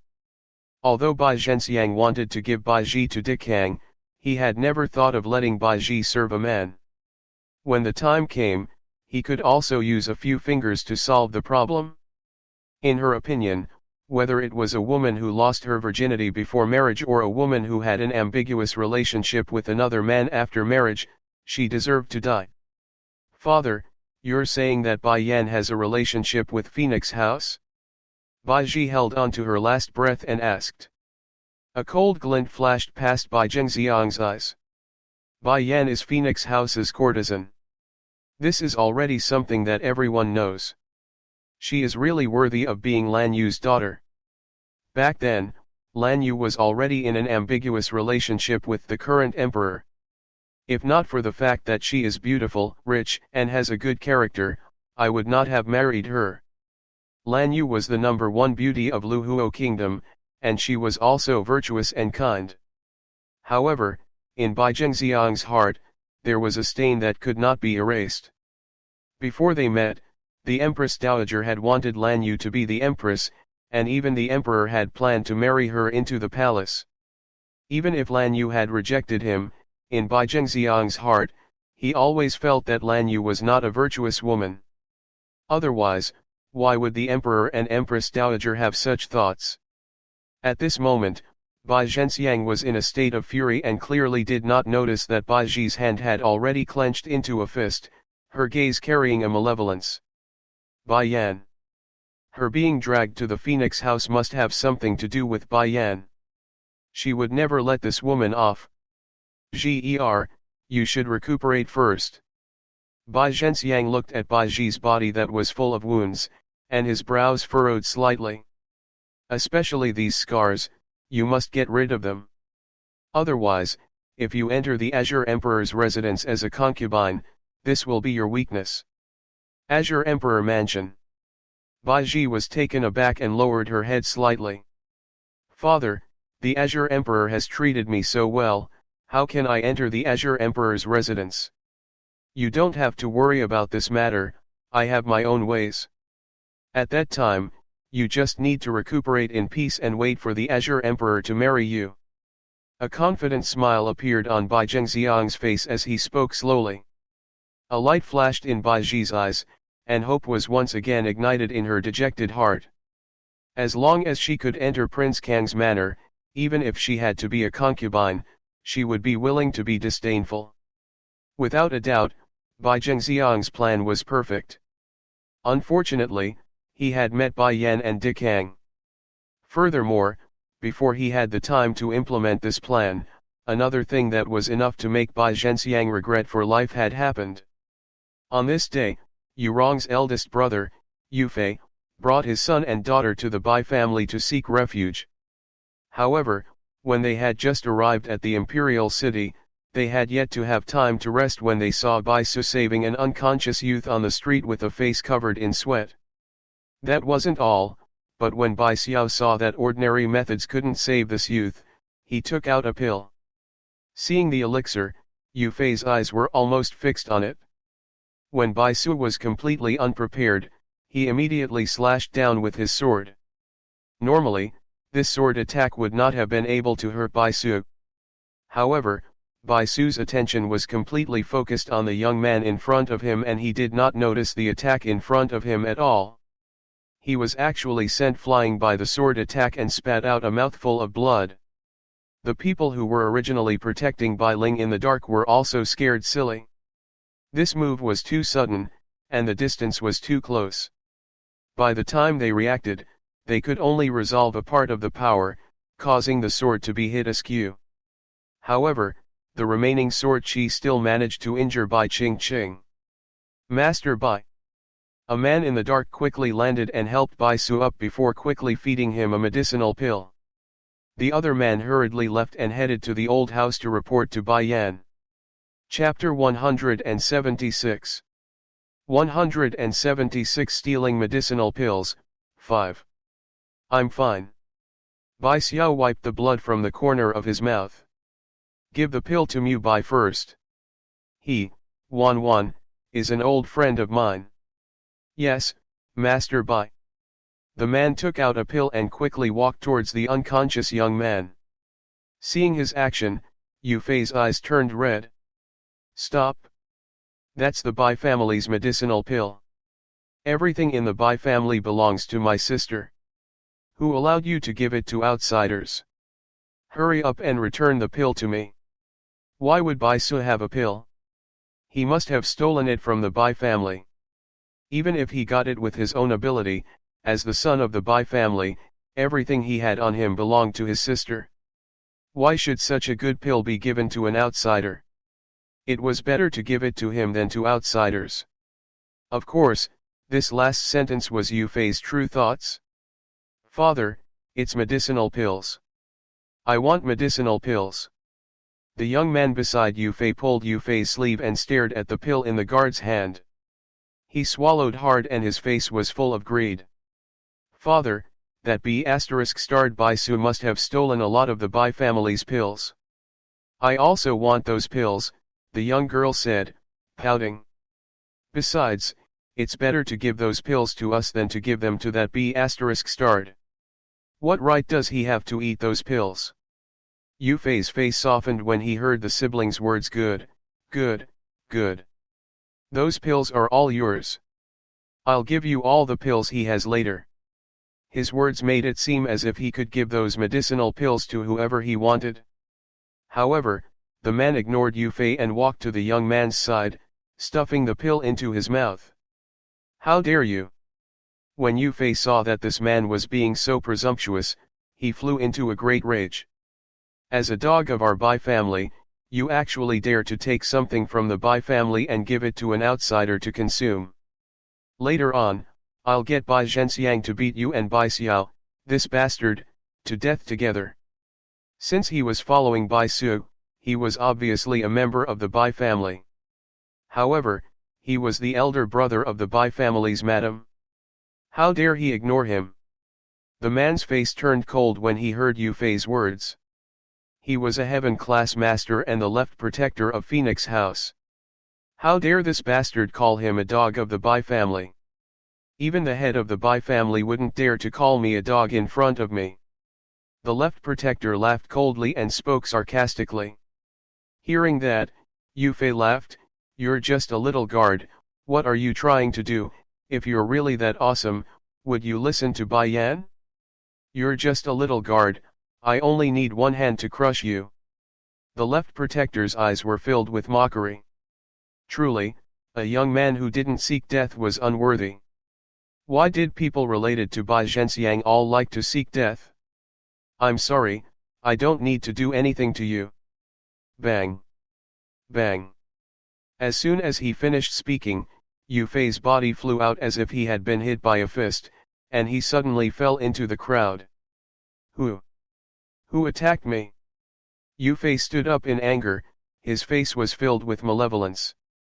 As for the man standing in front of Bai Yan, Qian, he didn't take it seriously. If a puny little guard really had such great strength, he would have long gone to places like the Imperial family and Phoenix House. How could he be submissive to the Bai family? Brother. At this moment, an anxious voice came from the front. When everyone turned their heads to look, they saw Bai Zhenxiang and Yurong leading a group of people and rushing over quickly. Chapter 177. 177 Stealing Medicinal Pills, 6. Brother, what happened? Seeing Yu Fei's angry look, Yurong hurriedly asked. You still have the nerve to ask me? Yu Fei was so angry that his whole body trembled. Look at your Bai family's good son. He actually stole the Bai family's medicinal pills and gave them to an outsider to consume. I was kind enough to advise him not to waste them, but he didn't listen. Yurong was stunned. She knew about the Bai family's situation. How could they have medicinal pills? However, when she saw Bai Su's cold expression, she suddenly made up her mind and stood out. Bai Ling, so it was you who stole our Bai clan's medicinal pills. Quickly hand them over. Bai Zhenxiang also had a pained and bitter look on his face.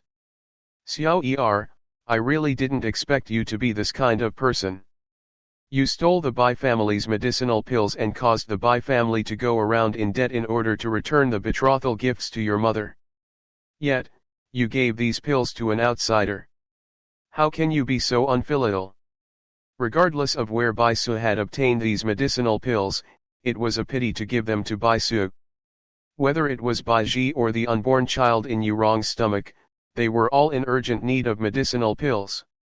At this moment, the streets were already filled with people.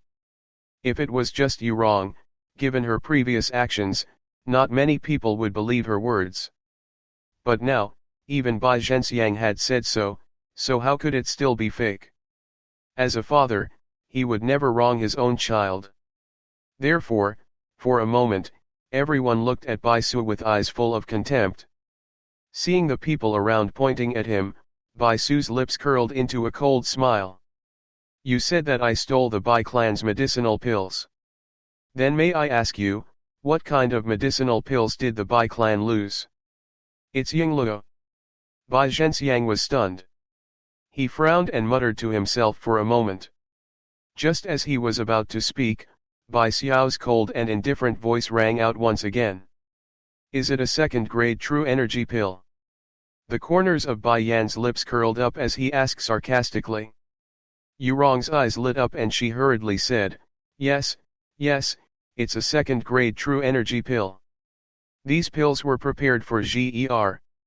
She had already reached the upper stage of the golden class and needed these true energy pills. Later on, the true energy pills were stolen. I didn't expect it to be you. Other than the true essence pill? What other pills were there? If you can tell me the name of the pill, I'll admit that I stole the Bai family's pill. Bai Su's eyes were cold as he continued to ask. Yurong was stunned. Could it be that other than the true energy pill, there were other medicinal pills? That was impossible. It wasn't easy for Bai Su to get his hands on the true energy pill, so how could he have other pills? Yufei was anxious and wanted to speak, but he suddenly realized that a heavy pressure was pressing down on him, making him unable to say a word. Yurong did not see Yufei desperately trying to signal her with his eyes and sneered, "Don't tell me you still want to steal other pills? Hurry up and return the true energy pills." The gazes of the surrounding crowd were also filled with surprise as they looked at Yurong. However, Yurong didn't know what had happened, so she still argued, "Bai Su, I've treated you like my own son since I was young. If you want medicinal pills, you can just tell me. Why did you have to steal them? I'm not a stingy person. How about this, give me back the true energy pill and I'll leave one for you." She arrogantly raised her chin and said in a charitable tone. Yufei could finally speak. He said in an urgent tone, "Little sister, that little B** starred Bai Su isn't holding a true energy pill, it's a medicinal pill used for healing, Zhen Zhen." Chapter 178. 178 Snatching by Force, 1. Yurong's expression froze, and her wide eyes were filled with shock. The pill in Bai Su's hand wasn't a true energy pill, but a healing pill. Did this little rascal scare her? In an instant, Bai Zhenxiang also understood what was going on. He turned to Bai Xiao, his eyes filled with fury. Bai Yan, when did you become as cunning as your sister? I don't care if the pills in your hands were stolen from the Bai family or how you got them. Since you are the son of my Bai family, then you must hand over the things in your hands to me for safekeeping. Looking at Bai Zhenxiang's matter-of-fact appearance, Bai Xiao pursed his thin lips. He suddenly felt tired. For so many years, he had been so patient only because he did not want the family clan that his mother had put in so much effort into to be destroyed in one day. He also wanted to hold the Bai family in his hands so that he could be Bai Yan's backing in the future. But now he understood, based on the degree of shamelessness of these people, the Bai family would be destroyed before it was even handed over to him. I, Bai Xiao, have no father or mother. I only have my first sister, Bai Yan, and my nephew, Bai Xiao Chen. You have no relatives or relations with me, so what qualifications do you have to take the medicinal pills in my hands? Bastard! Bai Zhenxiang's face was ashen as he berated angrily, did that rebellious daughter Bai Yan instill this kind of thinking into you? You were so filial in the past. Why did Bai Yan become so disobedient the moment she returned? Husband, don't be angry. Let me talk to Xiao Er. When Yurong saw that more and more people were gathering around them, her eyes flickered. She caressed Bai Zhenxiang's chest and slowly stepped forward. Bai Su, you're a son of the Bai family, so you'll always be a descendant of the Bai family. You're still young and insensible. If these pills are scammed away by someone, it'll be a great loss. As your mother, I naturally have to keep them for you. If Bai Xiao had so many medicinal pills on him, he might have given them to that B**tch Bai Yan. How could this be allowed? Ger was in need of pills, so how could she let an outsider have it? Madame Bai is right. As the young master of the Bai family, Bai Xiao's parents have the right to take care of all of his assets. Even if they wrongly accused him before, there's no harm in asking him for it back now. Bai Xiao is not Bai Yan. Previously, Bai Yan had already been chased out of the Bai family by the Bai family's head. However, young master Bai Xiao's name is still hanging in the clan hall. He cannot pocket these medicinal pills for himself. Everyone's words were like a thorn, ruthlessly stabbing into Bai Su's heart. It also caused Bai Su's originally cold face to be covered with a layer of frost. How he wished he wasn't a child of the Bai family. That way, there wouldn't be so many problems. Yingluo. You want medicinal pills? Suddenly, Bai Su laughed. That smile was filled with coldness, and it actually made Yurong's entire body shiver. Even if I'm destroyed, I'll never give you such cruel and unscrupulous things. What did you just say? Yurong was so angry that she glared at him. What right do you have to destroy my Bai family's things? On the basis that Yingluo's pills were given to me by my elder sister. She's no longer a member of the Bai family, so the pills naturally have nothing to do with your Bai family. Alright. If you insist that I'm the son of the Bai family, then what about your sister? After all, you were the ones who chased her out of the Bai family, right? Then what face do you have to covet her pills? Bai Yan, Yurong laughed out loud. She's just a courtesan in Phoenix House. What ability does she have to get so many pills? Do you think I'm stupid? Courtesan, to put it nicely, was under Phoenix House's name, but in reality, she was just a asterisk that 10,000 people could ride. The lowest existence. Chapter 179. 179 Snatching by Force, 2. As expected, when these words fell, there was a loud explosion in the crowd. Everyone's eyes were filled with disbelief, but most of them were still at a loss. Didn't the Kang Emperor claim that Bai Yan was his woman and that bastard child was also his son? But the Bai family had actually revealed such shocking news. Bai Yan was actually the top courtesan of Phoenix House. You're talking nonsense. The left protector was here to protect Bai Su. As long as Bai Su was not in danger, he could stay out of it. However, when he suddenly heard someone humiliating his master, he immediately jumped up in anger and said angrily, "Who are you calling courtesan, Belle? You better explain it clearly. I'm the guardian of Phoenix House. If she was the courtesan, would I have come to protect Master Bai Yan?" At this moment, everyone's gaze turned to the angry left protector. Yu Fei and the others were stunned. From the looks of it, this man wasn't a guard of the Bai family. After a while, they sneered. Guardian Fengluhua. What kind of place was the Phoenix House? The head of the Phoenix House was equivalent to the emperor, and the protectors were like the prime minister and generals. Have you ever seen a country's general protect the son of an influential family? What a joke. You are the guardian of Phoenix House. Yurong sneered, then I'm still the owner of Phoenix House? Don't think that I don't know that you're just Bai Yan's prostitute. Aren't you just greedy for her beauty? That's why you're here to protect Bai Xiao. The left protector was paralyzed with fear. His face was pale as he jumped up and threw a slap at Yurong. He said in a hurry, "You want to harm me? Then I won't let you have an easy time." He used a lot of strength in this palm and immediately sent Yurong flying. Her body suddenly fell to the ground in a sorry state, and with a crash, she fell onto a stall by the side of the street. Yurong let out a sharp cry. Her hands tightly clutched her stomach, and bright red blood flowed down from her lower body, causing a trace of panic to flash through her eyes. "I'm going to kiss my child, kiss kiss." Bai Zhenxiang was also scared silly and quickly walked towards Yurong. After he saw the blood flowing down Yurong's body, his handsome face turned slightly pale. "Wrong er. Husband, save me, save the child, save him." Yurong was in so much pain that her face turned pale.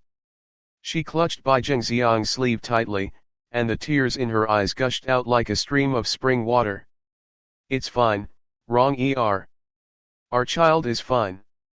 Bai Zhenxiang consoled him a few times and then shot a look at the dumbfounded Yu Fei, asking him to take care of Yurong. Only then did he stand up and use a forceful gaze to stare at Bai Xiao. "Don't you have a healing pill? Quickly take one out for your mother to consume." "I've already said that the pill belongs to my sister. I have no right to give it to you," Bai Su said with a cold smile. "What are you talking about? Do you think I don't know what your sister's ability is? What kind of pills could she have? Hurry up and give me the healing pill. That's your mother, and the one in her stomach is your little brother." Bai Zhenxiang was so angry that his heart ached. If he said that he was not qualified to use this medicinal pill, then how could he be qualified to save an outsider? Not to mention that Yurong was pregnant with his child. Thinking up to this point, the furious Bai Zhenxiang did not care about anything and rushed in front of Bai Xiao, wanting to snatch the medicinal pill. Before his hand could touch Bai Su, another hand stopped him. "I've really learned a lot today. I've encountered a robber like this." The left protector smiled coldly. For a woman who has ruined some bastard child, he would even deal with his own son. If it wasn't for the fact that my master asked us to protect young Master Bai Ling, I don't know how you guys would have bullied us. Part 4 of the series ends here. If you enjoyed it, please give us a like and subscribe so we can be motivated to make even better videos in the future.